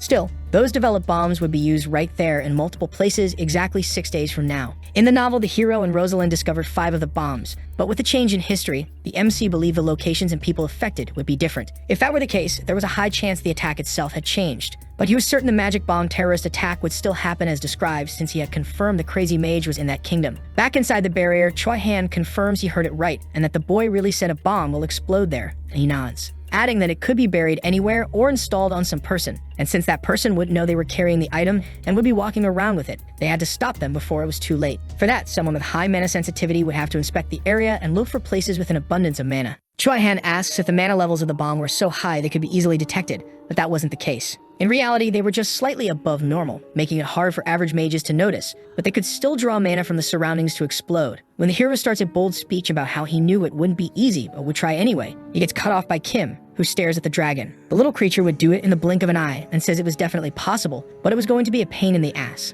Either way, with a black dragon of strong magic, they were armed with the best tool for magical sensitivity, which would make finding the items way easier. The protagonist says he didn't know about the people, but the bombs on the ground would be installed 2 days before the attack, and he hands the map to Choi. He also says that at least one bomb would be close to the plaza, since that's where the most people would be. It made perfect sense, and the hero agreed. Then Kim orders him and the dragon to walk around the city every night looking for magical bombs. The guy widens his eyes, asking if it would really be just the two of them. Getting a yes as an answer, since the redhead knew he could move around unnoticed because he was that skilled. And once they found them all, they should leave them where they were to deal with them on the day of the attack. The decision to not just destroy them confused Choi-han. Smirking, the protagonist asks if the servant didn't want to see that crazy mage again, justifying it by saying only he could remove the activation restriction. First, they had to find the bombs, and if lucky enough to catch someone installing them, they should follow without being spotted, though it was really hard to run into people. It'd be a hell of a job looking for places with a slightly above average mana level to find the bombs. Tough and exhausting. That's why Kim dumped the task on the two of them. He wouldn't be much help anyway. And honestly, he didn't want to help. When Choi-han asks if they only had to wander around 2 days before the event, the MC says they also had to go the day before the event too. That surprises the hero, since it'd be much harder with the number of guards around. Suddenly, Kim remembers something super useful, an orb that would stop anything magic related from working for a set amount of time. Sure, it'd only be 10 minutes, but that was more than enough. The tool would make it so the bombs didn't explode in that time frame. The duo would just have to capture the people installing them, and they'd be clearly visible. And when the time came, there'd be plenty of humans and Beastkin working alongside Choi-han and the dragon. Nervous, the hero vents about how hard it would be to do it all alone. But the MC cuts him off, saying that's exactly why he needed to get to work. Pointing to a bar, he says he'd be waiting there until 11 before they came back. Choi-han couldn't understand that insistence on not going with him and the little creature. Crossing his arms, the redhead complains about the cold before the hero says goodbye, asking for a beer later as compensation for the hard work. Taking the opportunity, he thanks the dragon for the help. And off they go, even with a big slice of awkward tension served at the table. After 2 days of searching, they had found absolutely nothing. And that was Kim's first thought every morning. One of the servants knocks on his door to see if he's awake. But upon seeing who it is, the boy is caught off guard. It's Ron announcing his return with a smile and handing over a letter that had arrived for the young master. The contents made the boy smile. It was Billows asking when he'd be taken out for a drink. So the redhead asked the old man to pack a bottle of his best wine. Apparently, the bastard would arrive soon in the capital, which meant it wouldn't be long until he'd meet the prince at the palace. Ron takes the chance to remind the young master that his presence had been requested at the palace in 2 days. Of course, before the king announced the start of the festival at the plaza, the nobles were supposed to meet with the crown prince for something less formal than a banquet. Still, it was scheduled to happen in the palace wing where important meetings were usually held. The mention makes the MC think of Taylor and Cage. But they were just a discarded firstborn and a crazy priestess. He was sure they'd be fine in the end. Noticing his worry, his expression changes. He shouldn't be thinking about those two. He didn't plan on doing anything at the palace, just sitting and doing nothing, even if someone cursed at him to his face, pulling him out of his thoughts. Ron calls out to him. And he asks if he could accompany him as a personal servant during the visit to the palace, to which the boy responds bluntly, who else would it be? In that world, there were armed kings of the underworld who kept their identities secret. The Molan family was the 5th generation of assassins reigning over the eastern underworld, and its successor, Ron Molan, hated and feared the arm, having spent time hiding from them. But now it was almost time to leave. Kim had no idea about that as he kept pressing the old man on the reason behind his obvious questions, who simply ignores him and comments that the young man would do very well at the palace. Feeling smug, he asks if he doesn't have great looks and a beautiful face, to which Ron agrees, saying he has it all. His response leaves Kim in disbelief. The butler says goodbye, since he had to report to Hans. His overly friendly attitude made him seem like a new man after vacation. Before leaving the room, he promises he'll make sure to pack the wine just as his young master requested. As soon as the door opens, the two cats enter the redhead's room and report that they had discovered a way to take down creatures in berserk mode, but get no major reaction from their owner. Even so, they rub affectionately against his leg, until they smell wolf, which puts them on alert. But it was only Locke who asks for permission to enter. Kim tells the boy to sit, and he seems nervous in his presence. Then he explains that he can say whatever he wants, since it looked like he came because he had something to say. Awkward and a bit explosive, the little wolf thanks him. It was funny, because he seemed naive, scared, and in some ways dumb. He definitely matched the profile described in the novel. And also a bit odd, since he remembered the boy's personality was supposed to change after his first transformation, but he still seemed the same. Emotionlessly, Kim accepts the thanks, and it really was something worth being grateful for, leaving the boy confused. And he tells him to drop the gratitude already, since he could leave now. But the boy had one more thing to say. His nervousness irritated the MC way too much, so he tells him to just spit it out already. Calmly, he explains that when speaking to someone, he should make sure to look directly at the person, the way he was doing, and say what he wanted right away, because at least then he would be listened to. His words seemed to calm the boy down a bit. Locke explains that he was the older brother, so he had to take care of the younger ones. But one day, he had been the youngest son and nephew. Because of all that, he needed to get revenge. Kim knew the young boy had 10 younger siblings to care for and protect. The Blue Wolf tribe had cared for and loved the cowardly Locke, so he couldn't forget all the ones who cared about him one day. That's why he had to make them pay for everything they did to him. That weight left him distraught. When the protagonist calls for his attention, he opens his eyes wide. But what he does is remind the boy that he was a wolf, that he protects his family, and that he gets priority above all else because they had great pride in him. All of this makes Locke really happy. Again, he thanks the redhead and takes the opportunity to ask for help as well. However, our boy says he's not interested in helping him. He had thought a lot over the past few days about how he had acted like trash because of Choi Han and the Black Dragon. The creature alone was already a huge problem, while Choi Han was becoming problematic because of the things that followed him. So he couldn't help Locke so quickly. Kale knew the pain those 10 kids were feeling after losing their parents and support, since he had gone through it himself, but he was already tangled up in that situation and didn't want to be responsible for everything. However, he reveals that he had plans to make a deal with the wolf, who is surprised by the proposal. The redhead asks what he needed help with and what he would do in return. Finally, he tells him to only come see him again once he has answers. Locke thinks for a bit before agreeing to the young master's conditions, promising he would return as soon as he had everything figured out. As the days passed, it was time for Kim to head to the Palace of Joy with the other nobles. The meeting location was called that because it had been built by the king to share his joy over the birth of the prince. Though nowadays the king favored the third prince. Observing it all, the MC realizes it was a structure incomparably more luxurious than the Hennetus estate and his residence in the capital. Standing outside, he wonders if Eric, Gilbert, and Amaryl hadn't arrived yet, since they were supposed to handle everything. However, someone's arrival shifts his focus. And damn it, he couldn't believe he was living out a cliche like that right in front of the palace. The guy stepping out of the carriage is all smiles as he greets the famous young master Kale, and immediately asks if he's alone. He couldn't hide the anger on his face when he realized he was face to face with Vinyan's lackey. His name was Neo Tolls, and he was a stereotypical villain, running around fulfilling the twisted desires of the Marquis' second son. In fact, the village where the dragon had been tortured belonged to him, and the Viscount's people had never liked the Hennetus family. Even though they were only separated by a mountain, the wealth gap was huge. In the past, though, they had been friendly with Kale's family, but everything changed when they joined the Marquis faction. That made them a lot bolder. Stai and Kim just wanted to drop dead after running into that guy. Neo dismisses his servant so he can talk to the young master alone, telling the guy to go get permission for them to enter the palace. Now alone, the villain asks what trash like Kale is doing there. So immature. Was it because they were inside a book, or did idiots like him actually exist in the real world too? They definitely must, since the guy was provoking the protagonist like that. But it was insane for a Viscount's son to talk like that to a Count's son. Dealing with that was truly irritating, especially since our boy wasn't even the protagonist of the novel and still had to deal with it. Being around these villains made him consider assigning Ron a shadow mission. Noticing the boy's look of hate, Neo asks if he wants to throw a bottle at his face or beat him up. The dragon also thought he was disgusting. Kim knew he was doing it on purpose. Since magical items weren't allowed inside the palace, there was no way to record any of it. Neo reminded him of that bastard Vinyan, and the redhead explains that he was indeed his lackey. The creature offers to destroy him right then and there, but he doesn't think it's necessary. From afar, the three of them notice another carriage approaching. Finally, Eric and company had arrived. Kim looked relieved by their presence and didn't even have to say anything for the nerd to understand he wanted to ditch Neo. So the boy greets the sour blonde like they were friends, which pisses him off because it seemed like the kid wanted to pamper trash like Kale, just because they were on the same side. Behind Eric, Kim watches the scene silently, but his image reminded Neo of Vinyan like a shadow of the guy. The redhead walks away from the two, and the dragon informs him that he recorded everything. That makes him smile. Apparently, he was going to make Neo cry blood with that in the future. And to think the bastard felt safe just because recording devices weren't allowed. Black Dragon cheat mode at its finest. Meanwhile, the trio politely says goodbye to the lackey, led by Eric. As soon as they enter the hall, the name Kale Hennetus is announced, and he looks around without much enthusiasm. Amaryl explains to him that at the front of the banquet hall was the prince's throne, while the tables were arranged by region. She even thinks about explaining the reason for it, but the redhead understands it perfectly. There were 5 tables in the hall: northeast, northwest, southeast, southwest, and central, each representing a noble faction. The prince was actually really good at this. He'd make the factions fight among themselves while forcing them to gather from time to time. Impressive. But he was also super meticulous about his own treatment. The thrones of the second and third princes were on a platform lower than his. He really paid attention to those useless little details. Princes and people in high positions like that were not Kim's type. Eric comments that he expected their table to be near the entrance, and the redhead thinks it's great being close to the door. Besides, they didn't have to bow to anyone just because of where their seats were, which makes the nerd blush. He says their efforts paid off, but Kim had no idea what he was talking about, and asks if something was wrong. But it was just Vinyan Stan and his lackey walking through the door, greeting the young master,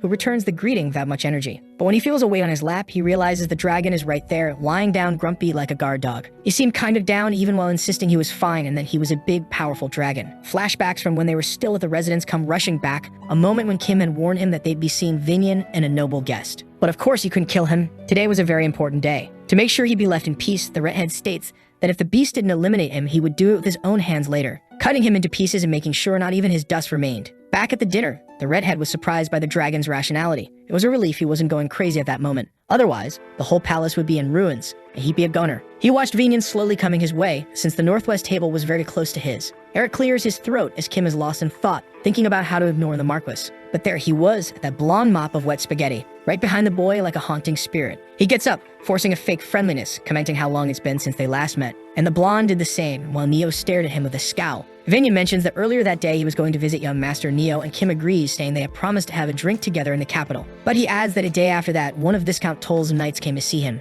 He'd heard that the village had been completely raided and asks if everything was alright. The Marquis's face twists with rage, which he tries not to show as he says he was aware of what happened. Shiki, as always, the redhead, says, "You have no idea how shocked I was when I heard that while nursing a hangover." And he says he couldn't understand how something like that could happen so suddenly and across the whole area, leaving Vinyan awkward. He knew there was nothing worse than a loose-tongued person, an idiot, and an innocent. At that moment, Kim was pretending to be all three and doing it flawlessly. Then, with a big smile, he says they should drink to forget such awful things, inviting Neo for a really fun night. He also invites Vinyan, who knew he lost a lot of credibility after losing the Black Dragon. The organization that gave him the creature was the most suspicious, according to the Knight's testimonies. But he couldn't shake off the suspicions he had about Kale's group since they were there that night. Still, as if trash like that could manage to steal a dragon. When he finally responds to the invitation, the blonde declines, saying maybe next time. The redhead fakes disappointment and comments that Neo should have prepared himself for that situation. He was crossing a line now, provoking him by asking how he could lose everything all at once, and even if he got it back, it still wouldn't be enough. Vinyan was boiling at those comments, already stressed from the dragon and his crippled brother. Neo was grinding his teeth too,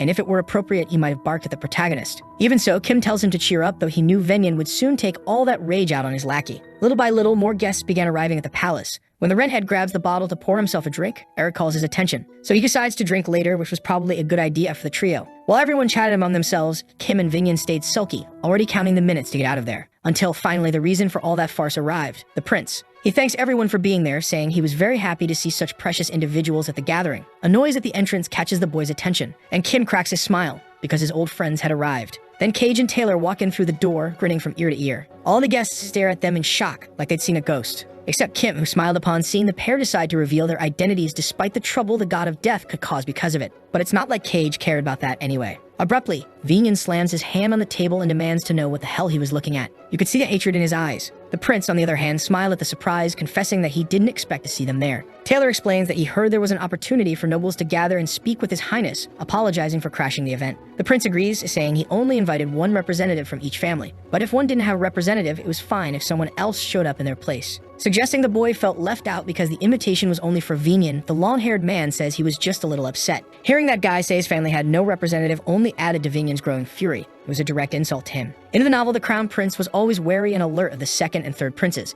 and Marquis Stan was close to the third prince, which was strange. Even though the king favored the third prince, changing the hair wasn't something easy to do, leaving Kim intrigued. And the other nobles also supported other princes, but he had never bothered to learn more about it. He didn't want to get involved, but there was definitely something there. The hair says he feels bad for upsetting Taylor, but was happy to see him healthy, since it had been a while since their last meeting. As always, the long-haired guy feels the need to explain that his legs didn't move, but everything else was alive and even stronger. The young man nods, saying he was very much alive. He had forgotten that the strongest one is the one who survives until the end. That's what he says while Vinyan looks at them like a child. It was a lovely scene. The crown prince, Taylor, Vinyan, and nobles from different factions. Seeing everyone gather during such a sudden event was extremely heartwarming. It was such a good moment that the protagonist regretted not having a bucket of popcorn. When he asked about Cage, he refers to her as the priestess of the god of death, prompting her to introduce herself formally. The conversation was going well, but the blonde ends it, saying the meeting had to begin soon and he still didn't know where to seat the two of them. Looking toward Eric's table, he notices there's a perfect open spot there. It made sense that only that table didn't have high-ranking nobles seated. Even though they had families tied to different factions, there was still a power balance. Besides, there was one family at the table wealthy enough that even the top-ranking nobles wouldn't dare provoke them. So the prince formally announces that they could sit in the empty seats at the table of the northeastern nobles. Neo Tolls was fuming purple with rage at that moment, a joy to witness. Eric and the others rearrange their seats without any problems, and he whispers to the redhead to chill and stick to the plan. Taylor greets the other people at the table before the prince begins to speak. The noble rambles about how he wanted to bring together those responsible for strengthening the kingdom's future so they could share a meal. While he was saying all that formal nonsense nobody really listens to, Kim was watching Vinyan closely. The guy looked pale as a ghost. After the food is served, Amural comments to the protagonist that she and her group were planning to go greet the monarch shortly. He drifts into thought about the young man's intentions. It made no sense to gather the nobles just to express gratitude. Of course, he had his theories. It could be because of the war in the southeastern region of the West, or maybe he found out about the war that was going to break out in Whipper. Either way, it wasn't something to worry about. He wasn't planning to make any moves. Meanwhile, the little beast drooled over the banquet food. and informs the MC that there were video recording devices everywhere, right as he was about to reach for his wine. Thinking about that information, he concluded the blonde was monitoring the nobles with his brother's knowledge. In other words, it was something the entire royal family was behind. The group calmly rises from the table and heads toward the platform. They are welcomed with a warm smile from the monarch. Eric Wheelsman greets him respectfully, and the blonde reminds him they had unfinished business, which puts the nerd on alert.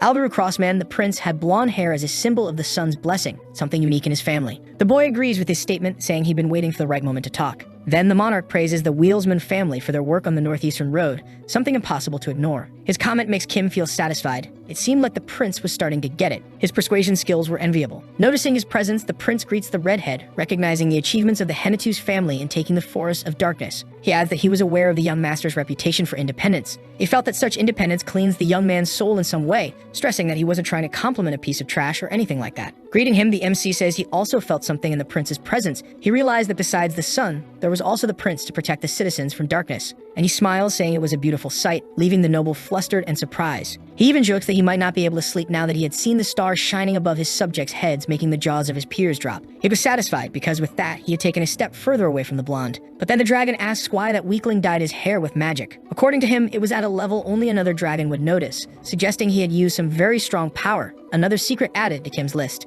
Even his pupils had been dyed. He was clearly planning something, and the little guy warns him to be careful with that one. He was way stronger than he looked. Otherwise, it would end in the worst possible way. That was new information for our boy, who until then had heard that the prince was average. The current queen was the mother of the third prince, because Alber's mother was a palace maid who mysteriously died when he was young. Something was off after all. The boy hadn't said anything about Choi-Han. Was he hiding something? Either way, the redhead pushes the thoughts away. When he finally says something, the prince comments that the MC looked like him, to which he replies with a fake smile, saying that was the greatest honor of his life. He turns to Eric, who stares at him as if his soul had left his body, clearly showing there was something there. A reason for the prince to be aware of the other two and for the king to suddenly start favoring his third son. Maybe Albir wasn't the king's son. Or maybe there was some other secret about him. Kim tries to push the thoughts away since he didn't want more problems. Changing the subject, he asks Amaril if the coast of her territory was really as beautiful as they said. She agrees, saying the hills were very pretty. Pretty my ass, thinks the boy. He knew they made it harder for the sound of the wind to pass through. It was the third ancient power discovered by a member of a non-magical faction, a mage hunter strong enough to not need it very often. The magic tower would soon fall. It would be completely destroyed after the war broke out. Then Rosalind would be in charge of building a new one. Meanwhile, Choi, the mage hunter, and the prince would take center stage in the Western incidents as heroes. The novel also showed how the queen of the southern jungle got involved in unifying the region. In short, the continent would break 200 years of peace to fight for power. Even though he was aware of things, Kim knew none of it had anything to do with him. And he asked Gilbert if he could really leave as soon as the meal was over, which the young man confirms. He even comments that the trio would meet with the prince afterward, but he knew that didn't interest the MC, who asks what the point of that would be, using the argument that the three were more informed about investments, which catches the man's attention. He's surprised and asks if Kim actually read the documents they sent him, and he says he did take a look. Albert finally finishes his meal, inviting everyone to enjoy the wines he had prepared and reminding them of his birthday. The redhead knew that reminder was basically a summons, meaning everyone had to go, so he'd be in the square when the bombs were about to explode. Cage and Taylor walk past him, saying goodbye and calling him little brother. That forced closeness worries him a bit, but Amaril interrupts his thoughts by asking to walk with him, and the young master asks if she was offering just to prevent any possible mess he might cause on the way out. Then the lady says that unfortunately, Neo had also come back earlier. It seemed like she meant that he might try to stir up some trouble. Walking him outside the palace, Amaril praises the protagonist for his behavior, but she knew she herself needed to put in more effort to achieve good results. Even though she spoke casually, it was a desperate situation. The northeastern coast was useless and dangerous for anyone who wasn't an experienced sailor, and all of that was thanks to the sound of the wind. Amaril and Gilbert wanted investments for that sea full of whirlpools no matter what. Surprisingly, the woman seemed quite optimistic that she would achieve the desired results. Kim says the prince will show interest in it and wonders if he should help them since they were working so hard for it. And Amaril was known for keeping her mouth shut, so he asks if they had discussed investments for tourism, and the woman confirms. He suggests she think in terms of the local value of the northeastern coast in relation to the Whipper Kingdom and the other northern kingdoms. His statement surprises her, but the young man continues, saying it would be better if she kept that suggestion to herself. As she sees him getting into the carriage, she says she'll remember the redhead's words, which leaves her there stunned. Amaril and Gilbert's territory has a complex coastline with many small islands, as well as steep cliffs surrounding them. In his carriage, Kim reflects that the two only thought about tours and sightseeing because peace had lasted so long there, but that would soon change. Before the mage assassin could act, he needed to retrieve the ancient power hidden on the coast, and that was all that mattered. Back at the residence, the redhead is greeted by Choi. who eagerly informs him that he had discovered the location of the magic bombs. He continued, saying everything was located near the plaza, so the MC asks him to show the map, which the young master lays out on the table to examine. Catching his breath, Choi Han says, "When I found the first one, I searched the surroundings with the dragon and found 3 more." The Black Dragon watched the two as they discussed plans, while the hero explained that they had run across the entire plaza, so there was no place they hadn't checked. However, Kim knew the novel mentioned 5 bombs linked to people and 5 to locations. Maybe this time there were 6 linked to people and 4 to places. Even with that unexpected twist, he tells the swordsman not to rush because everything would be fine until the celebration, even if he wanted to get rid of those things already. But when he informs him that they'd steal the bombs on the morning of the celebration, Choi Han is shocked. The protagonist knew that a signal was needed to trigger them, but cutting off that signal's connection would be easy. Anyone on the level of the dragon or Rosalind could do that without trouble, even if it took time. That's how she freed people from the bombs in the novel. They just had to do it on the day of the celebration. That was the only way to make the vampire mage believe everything was going according to plan. Choi Han asks if they were only going to steal the items instead of destroying them, which makes the MC ask why they would destroy something so useful. And he explains that he planned to use them, not the bombs themselves, but the mana densely stored within them. Either way, he asked them to keep looking for more traps and to make sure the current ones were still in the same place marked on the map. That way, they'd stay busy, even if it was exhausting and boring for both of them. Now it was time for the furballs to get to work. Smiling, Kim tells the two of them to get to work. And so they do, heading toward the terrace balcony. The day before the king's birthday celebration, our boy finds out about Billow's arrival in the capital. Inside the carriage, Ian Locke talk about the boy's condition in order to return the favor that had been done. The noble should take care of his siblings, and in exchange, he and his family would work together to act more precisely. The little guy explains that the Blue Wolf tribe was known for producing strong knights, but Kim frowns, saying he'd never heard of that story. Locke asks if he wants to hear the explanation, but he's cut off. It was crazy. He was suggesting the redhead form a knight squad with Locke and 10 more kids from his tribe. Even if he was afraid of the whale tribe, the little wolf was ready to go after his chief for the sake of his friends. Kim tells him to quit the nonsense. After all, he wanted him to protect his family, and now he was suggesting building an army with children. If they train knights from such a young age, they become a group of warriors more insane than those guys who really love white powder. And he asks him what the others would think about that, since the boy was making decisions for the whole group, which embarrasses him, and he apologizes to the protagonist. But he explains that he doesn't need to apologize, and he already knew what favor the boy wanted so badly, so he'd think carefully about what to ask of Locke in return. Even though they already knew he wouldn't need anything for at least 3 months. He knew that an ancient power capable of helping him make money would appear in a dangerous mountain that the berserk-transforming little wolf could climb in 1 minute. If he sold the power to the queen of the jungle, even if the Henatu's territory went bankrupt, he'd have money for the rest of his life. Catching his attention, Locke asks if there really was anything he could be useful for. That makes the MC scoff, telling him to stop asking the obvious. He already knew someone like him couldn't possibly be useless. The carriage drops them off in front of an establishment, which the boy stares at curiously while Kim guides him. The two are welcome at Scent of Grapes, and the man who receives them asks if they were all together. The redhead looks at the teenager, explaining that he should open the door because his siblings were inside. Tense, Locke carefully turns the doorknob and finds several children in the room. They run toward him, wrapping their big brother in a warm group hug. Outside, Billows greets the Great Master, who greets him back as a third person, celebrates his first meeting with the redhead. It was a bearded man, a merchant who had taken the piglet to the capital and felt honored to meet Kale Henatus, which surprises him since meeting the trash of the family wasn't exactly an accomplishment. Still, the two shake hands, and the mustached man introduces himself as Odious Flynn. He was a strong competitor for the position of leader of the Flynn Merchant Guild, but ended up stepping down to start his own guild. Or, more simply, he was Billow's uncle. He was the one who connected Choi Han and the chubby blonde, bringing out his nephew's greed. He managed to be even more deceitful than Ron. He acted like the owner of a small merchant guild, but in truth, he was wearing a mask to rule the underworld. He was one of those people who were super kind to some and complete bastards to others.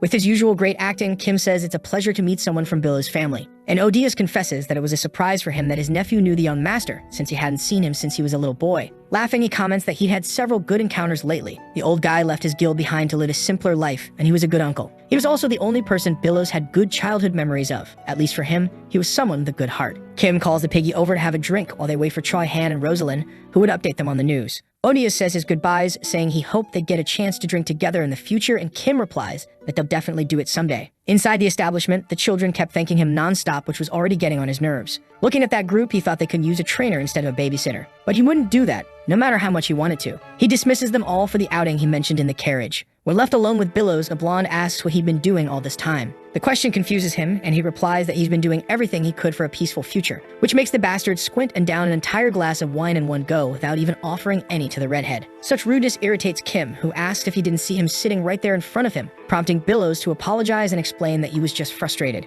Getting a bit impatient, the noble says he doesn't know what's bothering the chubby guy, but he shouldn't be drinking alone like that. He grabs the wine to serve himself when the boy breaks the silent tension between them and confesses that Odious was his blood uncle. For him, who couldn't use the Flynn surname, he couldn't even call his uncle uncle. Even so, Odious was the only adult who treated him kindly during his childhood. He saw him as a family member and had even said he was qualified for that in the novel. That sentence became a turning point and a change for the boy. After being introduced to Choi Han by his uncle, he decided to follow him and compete for the leadership of the Flynns. Billows asks if the young man wasn't curious why the mustached man had a small guild despite his surname, and he asks if he should be curious. Apparently, Flynn wasn't anything special, and Kim says that regardless of who it was, they were all the same to him. After all, the blonde was also a Flynn. Didn't matter if he was a bastard or not, everyone saw him as a Flynn. The comment seems to cheer up the piggy, who compliments the MC for his way with words, and he laughs, reaffirming that he really had a way with it. The two share the bottle, and Billows explains that's exactly why he wanted to ask what he stole with the items he borrowed from him. Our boy says he had already stolen one thing, but he'd get the rest soon, and the blonde asks if he could join him, but he says the spots are already filled. At night, back in his residence, our boy receives Ron in his room to hear a request. Something he finds strange, but the butler stares at him seriously and asks that he take good care of his son. Confused, he confirms that he's referring to Beecrox and asks why he'd need care. Then the old man explains that he would be absent for a while to hunt some foxes. For the first time, he directly mentions the fact that he's someone who destroys people. But the redhead doesn't understand the relevance of that at the moment, until Ron clarifies that this was the reason for his absence, leaving his son behind. Confirming his suspicions, Kim asks if the foxes were in fact humans, and the butler says he had a group of foxes to take care of, saying he would cut them to pieces, which scares the boy. Either his servant was about to become dog food, or his targets would be served as stew for dinner. There was no reason for him to be with Choi Han now. With Locke's berserk state under control, he'd be fine even without Ron or Beecrox. Kim was disturbed by the crazy smile on the old man's face. It would have been much better if he had stayed serious. Even so, he asked him to go and come back, saying he would say he was on vacation, and he asked him to keep him updated, letting him know how he could receive money from the Flynn. But he can't help but ask why he was leaving his son with trash like him. Beecrox was an adult, so he knew what to do with his own life. And he warned that this vacation could only last up to a year, and during that time, he would sleep like an angel. He tells him to make the most of it and try not to get hurt while hunting. Before he leaves, Ron stares at the boy. He thought he was a son of a bitch, but it seemed like he himself was the stubborn one. The two agree to exchange information once a month, and then the butler says he would be back in a year. Like an assassin, that's what Kim thinks, but he doesn't say anything else. The old man left without a single step being heard. The next morning, everyone gathered in Kale Henatus's chambers. The redhead compliments Rosalind's new hair, which she had dyed to walk around unnoticed. She had no idea what they were going to do that day, but she understood the gravity of the problem after hearing the words magic bomb. Kim confirms that Locke can use the physical strength of wolves without transforming into one, which fortunately is the case. And he splits him and Rosalind into one team, Choi Han and the dragon into another, and On and Hong as the third. When the mage questions what he would be doing in the meantime, the hero tries to explain that the redhead's strength was kind of different. But the dragon flat out says he was a weak human, and the cats add that his strength was useless and unnecessary. He didn't seem offended by that. In fact, Kim says he would only get in the way, and besides that, needed to prepare for the celebration as soon as the sun rose. His team would take advantage of the guard's shift change to enter the areas where the bombs were located and dismantle them. Afterward, while the black orb activates and causes a mana disturbance, everyone would wait to observe the members of the secret organization and the situation at the plaza. The celebration would begin at 9 in the morning, so the redhead feels the need to get them working immediately. Rosalind reminds him that he had promised to give her one of the bombs after the dismantling,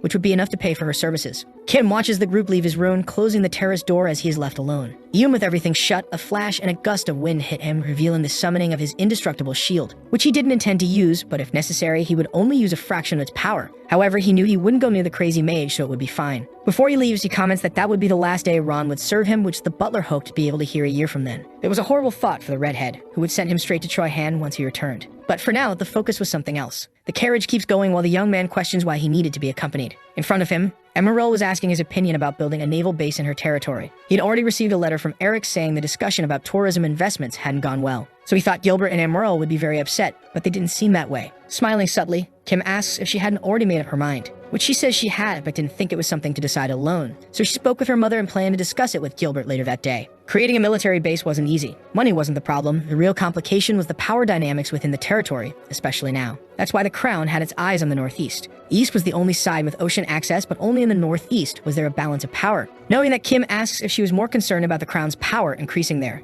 and she confirms, explaining that's why she asked for time with the young man. So she really had something to say. The redhead says he is curious about the question she was going to ask, but he had something to say first. Any decision regarding the Henatus family's funds is made solely by my father, he explains. He knew that Emerald wanted to prevent that, and there was only one way: to borrow from someone who had money. She then mentions that Albir was aware of the Whipper Kingdom and the Northern Kingdoms. She figured that out based on their conversation, which yielded information through the guild. So the prince and the royal family were aware that the kingdom would face a civil war soon and that the North was gathering forces. That was unexpected, because Kim had heard that the woman's family had been relying on the wheelsmen since they weren't doing too well. Even so, he spent money to buy information about another country. However, all he says is that trash like him had no power to make decisions. When a military base is located outside the crown's territory, there's a lot of bureaucracy involved. Knowing about the construction in the northeast, the crown would invest a lot of money, so its possession would go to the royal family. There was a significant difference in funding and manpower required to run a military base compared to tourism. The families of Emerald and Gilbert had average wealth both in manpower and money to complete a project of that size.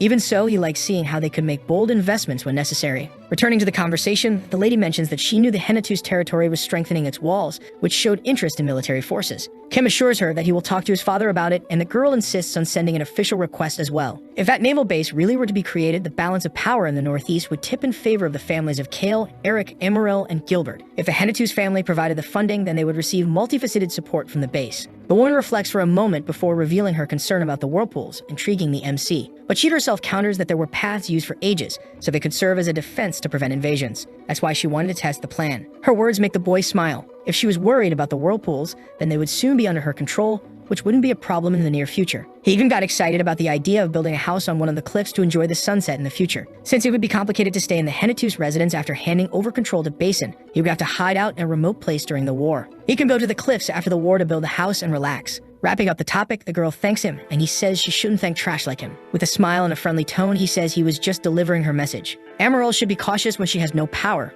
but to win, she had to be bold. Delivering the message was already enough, and she made that clear. She invited him to visit the Ubar territory in the future, saying there were many interesting places to see. Sealing the deal with a handshake, Kim says he will go as soon as he gets the chance. It was exactly 8 o'clock when the two arrived at the destination. The team responsible for preparing the Glory Square would arrive an hour early, and at 8:30 the Royal Knights would allow people in, which would cause the square to fill up. It would be difficult for anyone to enter or leave, and at that moment, the shadow game he had planned with his team would begin. The bombs would be hidden in all kinds of things: necklaces, bags, pendants, and of course, several people. But he mentally pictured Choi Han and his group being the ones responsible for finding them. Lost in thought, the MC only came back to reality when someone called for his attention. It was just Eric and Gilbert. In the end, Kim didn't care if they didn't find all the bombs, because the answer would reveal itself. Saying that they'd start acting at 8:05, the nerd told Kale not to screw up again that day, and the redhead planned to play dumb. He didn't know a damn thing, including what shocked the trio at that moment. The prince had arrived and was talking to Taylor, who was standing up. They were horrified, wondering how that was possible, but Kim only paid attention to the Black Dragon, who announced his arrival. He had only come to report on the progress of the plans, explaining that they finished disarming everything at 8:55 as planned.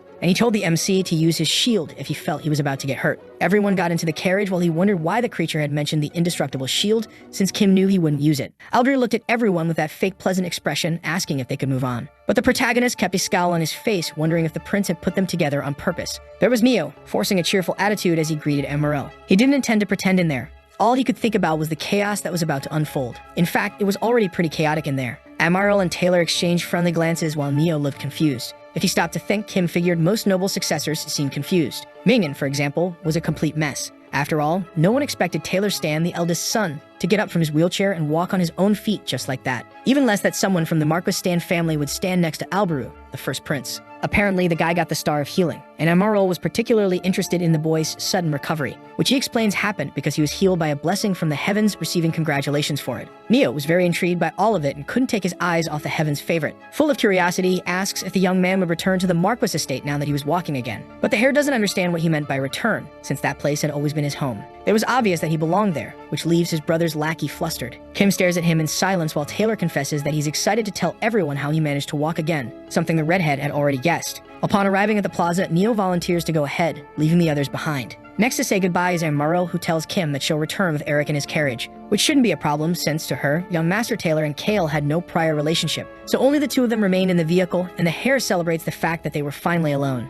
He quickly spills it. His leg had been fixed based on a promise to become the head of the Marquis estate, and the MC asks if he had pledged loyalty, which the young man denies, saying it was just an agreement. Fredling, the redhead, congratulates him for having regained his legs, until Taylor pulls out a paper with the terms of the exchange for our boy to take a look, but he makes it clear he didn't need to receive that. However, the blonde insists it'd be good for the young master to read what was there. Before opening it, he reveals that Cage would be excommunicated, commenting that the girl was glowing with joy over it, and Kim celebrates. Next, the hare says they would be very victorious together, catching the young man's attention, who wondered why he included him in that we, correcting him by stating that he would be very victorious. Taylor steps down from the carriage to head forward, suggesting that the three of them go drinking after celebrating his victory, to which the protagonist replies, Hennetus wine is certainly delicious. Now alone, he finally feels safe enough to open the paper with the conditions, which stated that the first prince wished to avoid civil war. That stresses him out because it meant there was a secret about the first prince's birth, just as he suspected. As he steps out of the carriage, the trio of friends catches his attention. They were hurrying him as it was already his turn to go in. In the novel, Choi-Han was ranked above the commoners.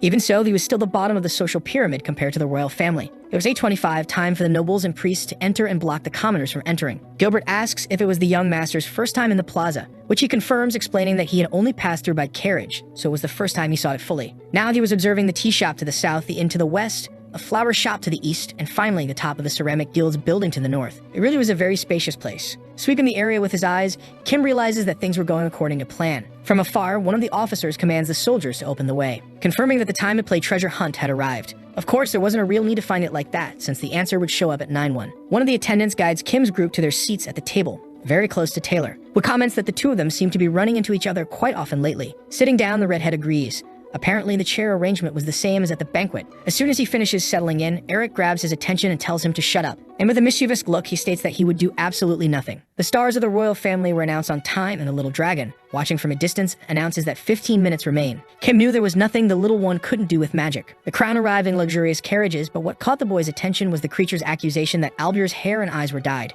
In reality, he had the most common colors possible, brown hair and eyes. When the son of the Roan Kingdom, King Zed Crossman, arrives, the commoners go wild. But Kim couldn't care less, turning his attention to a plant vase that was hiding one of the bombs, celebrating the fact that it had already been disarmed. With everyone seated, silence fell over the area as they waited for the monarch's speech. Then he begins, It has been 30 years since this king received the blessing of the sun to rule this kingdom. And he even seemed genuinely happy about it, which was a shame. The clock struck 9 on the dot, and that's where Kim focused his attention. Suddenly, the nobles around him tensed up as they noticed something different in the atmosphere. Everyone watched something with curiosity, wondering who those people were. From atop the tower, a man in the organization's uniform stared at them like a psychopath. Quickly, officers moved toward the tower to stop him. It was Retica, the ink-thirsty mage. Kim had been worried he wouldn't show up this time, because if he hadn't, it would have been a pain to go look for him. Though it would have been Choi-Han doing that, not the MC. In the novel, the hero could hear the mage announcing the terrible hour. Meanwhile, the blonde didn't waste time summoning his powers. And just like in the story, he said, This is going to be fun, while unleashing his dark powers upon the city. He gathered a mass of red mana in his hands, which exploded like fire. His movements caught the attention of Rosalind, Choi-Han, and Locke,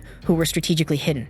Ken was also surprised, activating the Black Orb's ability, which would last 10 minutes just like they'd agreed. Then his team moved into action at the plaza. Even if they couldn't disarm everything in that time, it would be enough to take the bombs to the mountains, where they could explode without harming anyone. Flying over the chaos, the Black Dragon reported that he had already found one of the traps. When Choi-Han grabbed one of the nobles who was still sitting, Kim watched closely. The man was wearing a suspicious necklace, which could be one of the hidden bombs. So the hero yanked the cord off his neck, leaving him confused. But the show ended for the redhead, as Eric pulled him harshly, worried about his friend in the middle of all that chaos. Meanwhile, an officer was explaining to Albier that they needed to evacuate the area quickly, which brought the MC's attention back to the boy's hair. The prince was sweating bullets, but his features remained intact. Kim remembered the dragon's words about how another dragon might have dyed the boy's hair or used a different kind of power. Freaking out in front of him, the nerds screamed that they had to get the hell out of there fast. Retica kept unleashing all his power there, but was getting annoyed by all the shouting. Then he cast a spell that made countless arrows fall from the sky. 2 more people with bombs had been found, making it 3 out of the 6 present, which left Kim grumpy. Eric was still in panic mode, trying to convince his friend to move with the group's help. But the redhead only stared at the situation with displeasure, until finally he said something, "Eric, you need to calm down,"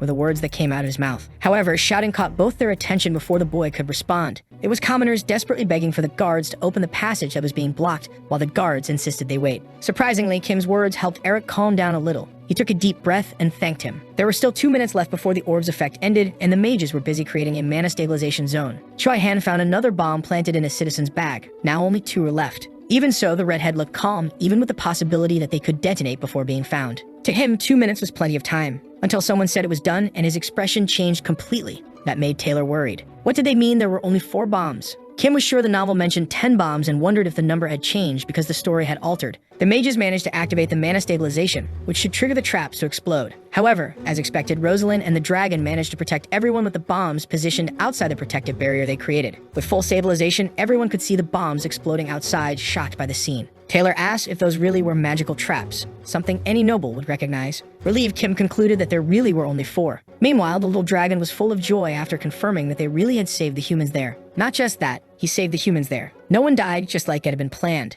At the top of the tower, Retica was stunned, lamenting that no one got hit and wondering why his subordinates blew up the mountains. Apparently, it had been a major screw-up. His moment of reflection was interrupted by the king, who roared, asking who that lunatic was. Hearing the crazy mage's words, Kim got so tense that not even Wi-Fi signals could get through him. If that had been a failure, then was there something else planned? Meanwhile, Zen shouted for his guards to go after that delinquent. But the blonde doesn't seem the least bit worried and only laments the failure of his plan. When three men flee through the towers, Kim notices that the remaining bombs are inside the backpacks of one of them. They were probably members of the assassin team whose lives didn't matter, judging by their shield, acceleration, and magic combustion powers. The mage orders them to move forward, scaring the citizens in the plaza. Apparently, they were heading toward the area occupied by nobles. Again, Eric insists that they leave immediately, backed by Amarillo. But it was too late to dodge, since it was impossible to get out of the blast range just by running for a few seconds. Kim knew he would lose an arm when the bombs exploded, but he could regrow it using the heart's vitality. However, the people around him weren't as lucky, and they would never recover their limbs if it came to that. So it was time to change plans. The dragon brings Rosalind to him. With blood in her eyes, the mage creates a new barrier around the nobles nearby, while Retica unleashes an explosion spell in their direction. But the redhead activates his indestructible shield upon spotting the two armed men with the bombs, drawing the girls' attention. They're startled by his perception, and the dragon helps block them. It's as if they're floating in a sphere of mana suspended in the air. Irritated and confused, Rosalind questions the young master's actions, but he tries to hold firm,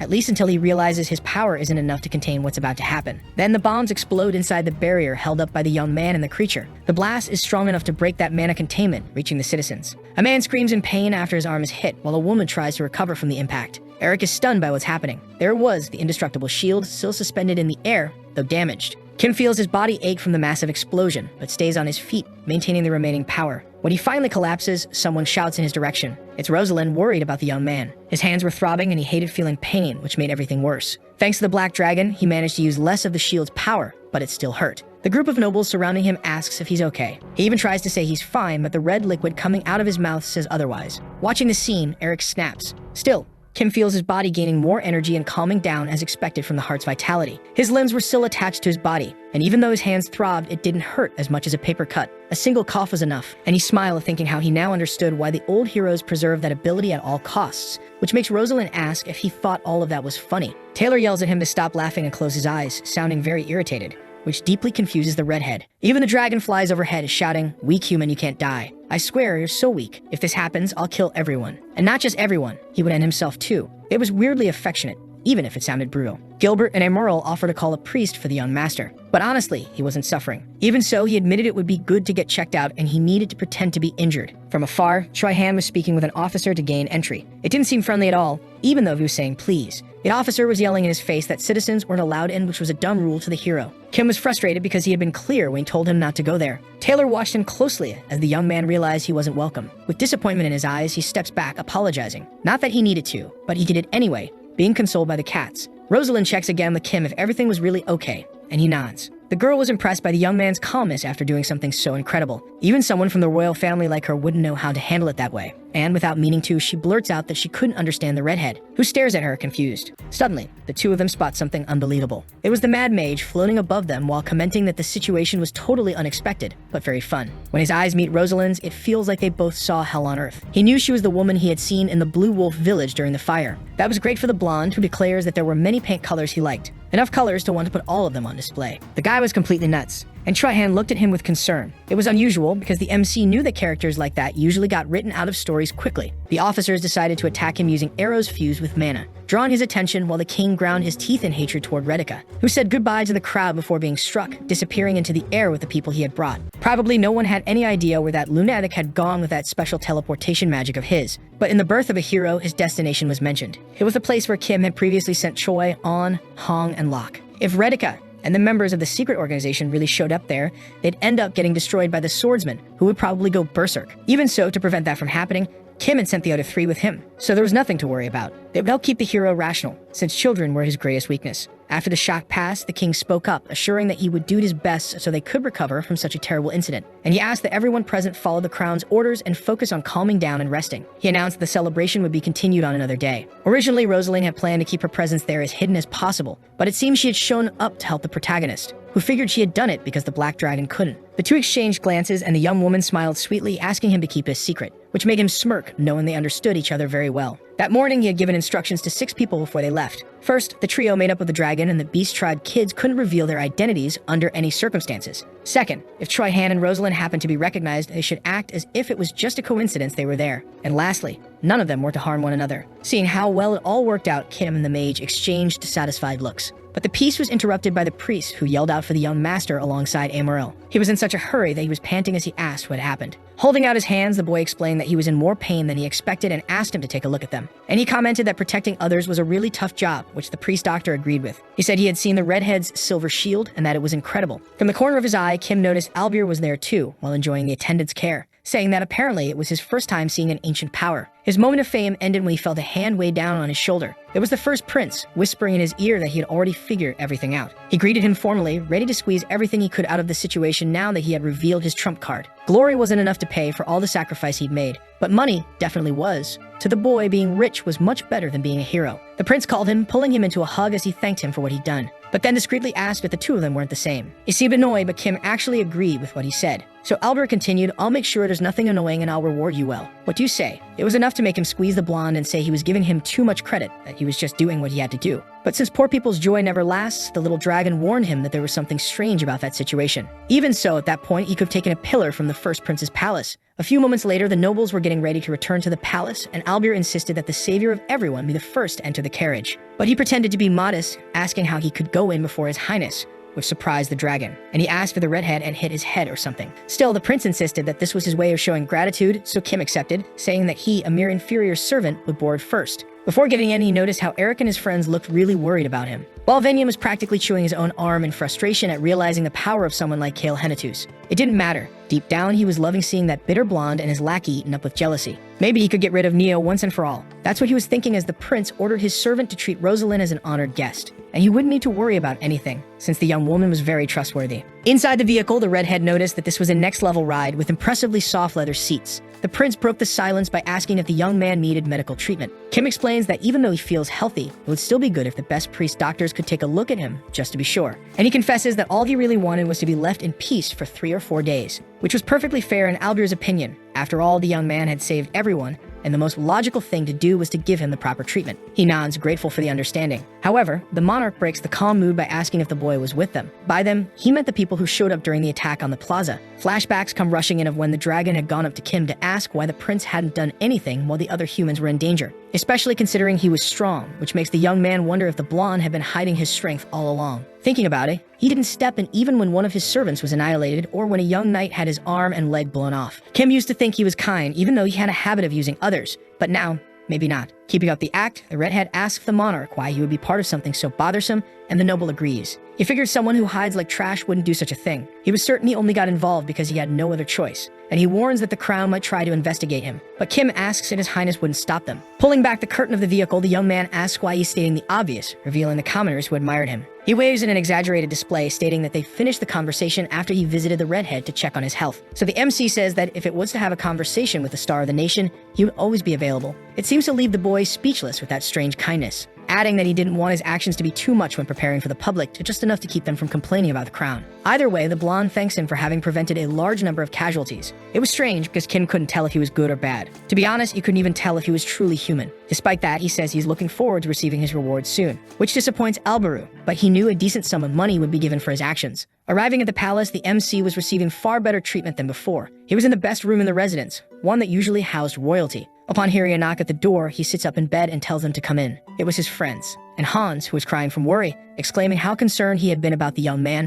which was kind of pathetic. As soon as he sees the blonde approaching, the young master tells him to stop, and orders everyone to come into the room at once. Composing himself, the butler informs him that he had already notified his family about the incident so they hear it before the crown announce anything. That's why it took him so long to show up, and Kim praises him for the good work. Before he can continue, he freezes upon recognizing Rosalind's true identity, as her red hair had returned. So the young man insists that his servant continue, hearing that he had told the servants at the residence to stay quiet about the mage for now. This time it's her who congratulates him. The two redheads exchange knowing glances, both certain that this was the best course of action, especially since they hadn't had a chance to talk privately yet. Hans suggests that the young master contact his family personally later, or Daruth might come all the way to the capital. The butler takes his leave, saying he's going to speak with the rest of the servants in the house. Without him present, the dragon feels comfortable enough to reveal himself to Kim, saying there were no recording devices in the room, which made sense. It was a room for foreign royalty. Placing surveillance, there could easily be grounds for war. That meant they could say whatever they wanted inside. Still, Rosalind puts up a protective barrier, staying the safer the better. Kim found the girl admirable. She had cast soundproof magic even when there was nothing suspicious around. With everything set, he asks Choi Han to report everything that happened that morning, and the hero looks at him seriously. The swordsman begins by saying that the enemies had shown up exactly where the redhead said they would, and he was ready to take down the mage. But his subordinates had charged at him, bringing back the memories from earlier that day. He'd been surrounded by hooded figures, all ready to be destroyed. He remembered how he had raised his sword, declaring that the people precious to him had died or barely survived because of those bastards. With a manic look in his eyes, he lunged at the mage, who suddenly vanished. It was sad to admit that he had escaped, but even so, Choi Han didn't hide the truth. However, he didn't skip over the fact that he managed to get one of his arms, which surprised Kim. And just to be sure, he burned the limb. Who knows, maybe Redika had plans to recover and reattach it. Besides that, he also managed to injure his left eye. Those wounds were serious for a mage. They needed to channel energy through their hands to balance mana, so losing one was practically a death sentence. Even after all that, Choi Han apologized for not fulfilling his duty, to which the redhead replied that there was nothing to apologize for. In fact, Locke and the kittens looked frightened by the whole situation, which made him consider whether the swordsman had entered berserk mode. But he didn't ask about that. He was more curious about what he had done to the henchmen. And the boy calmly replied that he thought it was best to finish them all off once and for all to avoid future problems. Worried, the redhead asked if he hadn't broken any buildings or anything like that, since he'd be the one to clean up the mess. But thankfully, that wasn't the case, and the hero assured him he had made sure not to damage anything in the area. Suddenly, the cats jumped off Locke's lap, heading toward the dragon on the bed. It seemed they were afraid of Choi Han. Kim said the team had worked hard and the people had survived thanks to them. He took the chance to praise Miss Rosalind separately, and even the black dragon spoke up, saying the weak human had also worked hard for the sake of the people, which the redhead acknowledged with a slight smile. But what really got him excited was the fact that he'd soon receive proper rewards for it. After dismissing the group, our boy received a visit from the prince, who asked how he was feeling. He said he was fine and very flattered that His Highness had come to check on him. His words were borderline disturbing to the blonde. Still, the protagonist thanked him again. Albir explained that he had told people he was recovering, and that even though it had been a tough task, he took action at the plaza because it was his duty as a noble. Smirking mischievously, he mentioned that since Kale had brought up the ancient power, he had to manipulate the people into thinking it was just something defensive, and confirmed that that was what the young master wanted, and he replied that it sounded good enough. The noble informed him that any other information about rumors involving him in the current situation would be delivered by Hans, asking him to take a look at it. However, there was something else that had been bothering him. Just like the black dragon, who, after observing the blonde up close, was sure that he wasn't human. Coincidentally, Albir had the same suspicion about Kale Henatus, asking, "You're not human, are you?" The question made the redhead furrow his brows in confusion, and he replied that of course he was human. What kind of question was that?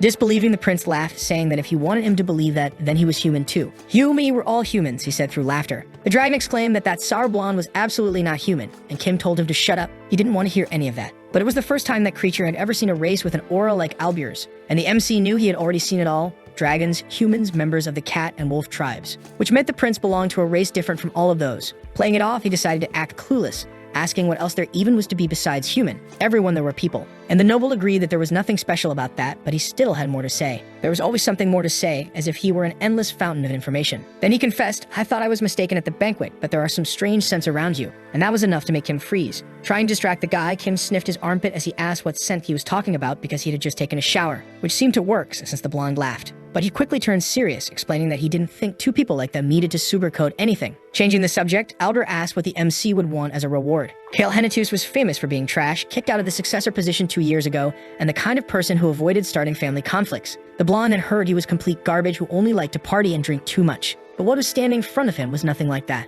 The trash of the family asked what he'd have to do for His Highness in exchange. To that, he replies that he would appreciate it if he didn't mention anything to the other nobles, along with offering some praise to the crown when asked about it, including the prince's understanding personality. Kim knew the royal family was in an embarrassing position after the day's events. They only offered him a reward because the nobles were trying to weaken the power of the crown, and the Henatus were known for their neutrality. Shifting focus, Albir grows curious. Since it's an ancient power, what you showed today isn't the limit of your powers, is it? He asks. And the redhead confirms it, explaining that the shield was honestly kind of useless, except for what it did that morning. The prince was someone who knew more about ancient powers than others, though not as much as our boy. Now that he thought about it, the ancient power of Star of Healing was given to the first prince by his mother. But he breaks away from the thought as he's asked what he wanted, if it was something for the Henatus family, Albir's investments on the coast, or the support of the crown. Upon hearing that those things didn't belong to Kale, the blonde is surprised. Then finally, he reveals that all he wanted was the reward, which gets a genuine laugh out of the noble, who admits the trash was quite straightforward. Well, he may have lived like trash, but in the end, he was still human. And like anyone else, he desired wealth and power. Before his family or anyone around him, the most important thing was himself. With that, Albert proposes medals, titles, and even a faction in the capital.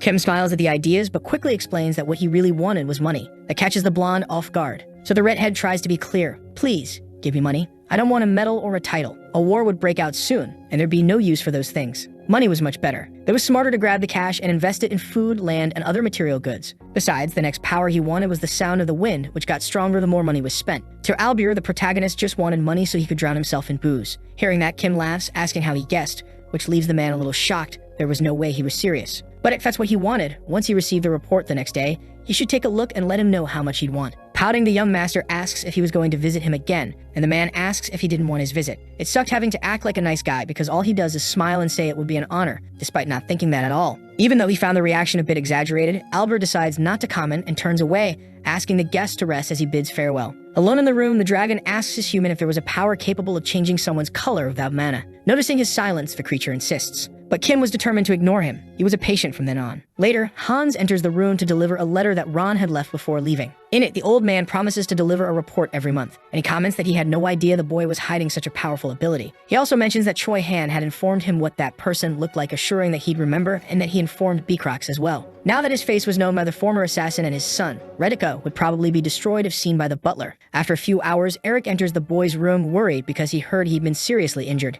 Gilbert and Emeril were with him, and Kim says he had no strength left in his body, and his stomach hurt too. But of course, they didn't need to know that it was because he had spent the entire day eating. There wasn't any more room in his belly. The group asks him to let them know if he needs anything, because they could get him whatever he wanted. That makes the redhead smile in satisfaction. But that friendly mood ends when he states he knew they weren't there just to check on him, which was true. Handing over an envelope, Eric explains that it was the updated request for investment in tourism along the northeastern coast. The nerd had brought it with him since he was on his way to see the young master, who now stared at the contents of the envelope seriously. It looked like they had all decided to proceed with the development of the naval base. Eric informs him that news would soon reach Count Henatus's ears, as with the proposal now in the noble's hands. Putting the pieces together, the MC confirms that the group intended to meet with the first prince to discuss the situation, which was indeed the case. They could only start moving if he showed some interest, so they scheduled a meeting for that same day. The redhead assured them that everything would be fine, authorizing them to send documents like that through a servant instead of coming to see him personally, which wasn't easy. But the group protested, insisting they would continue coming in person. Then Eric said goodbye to his friend, wishing him a good rest.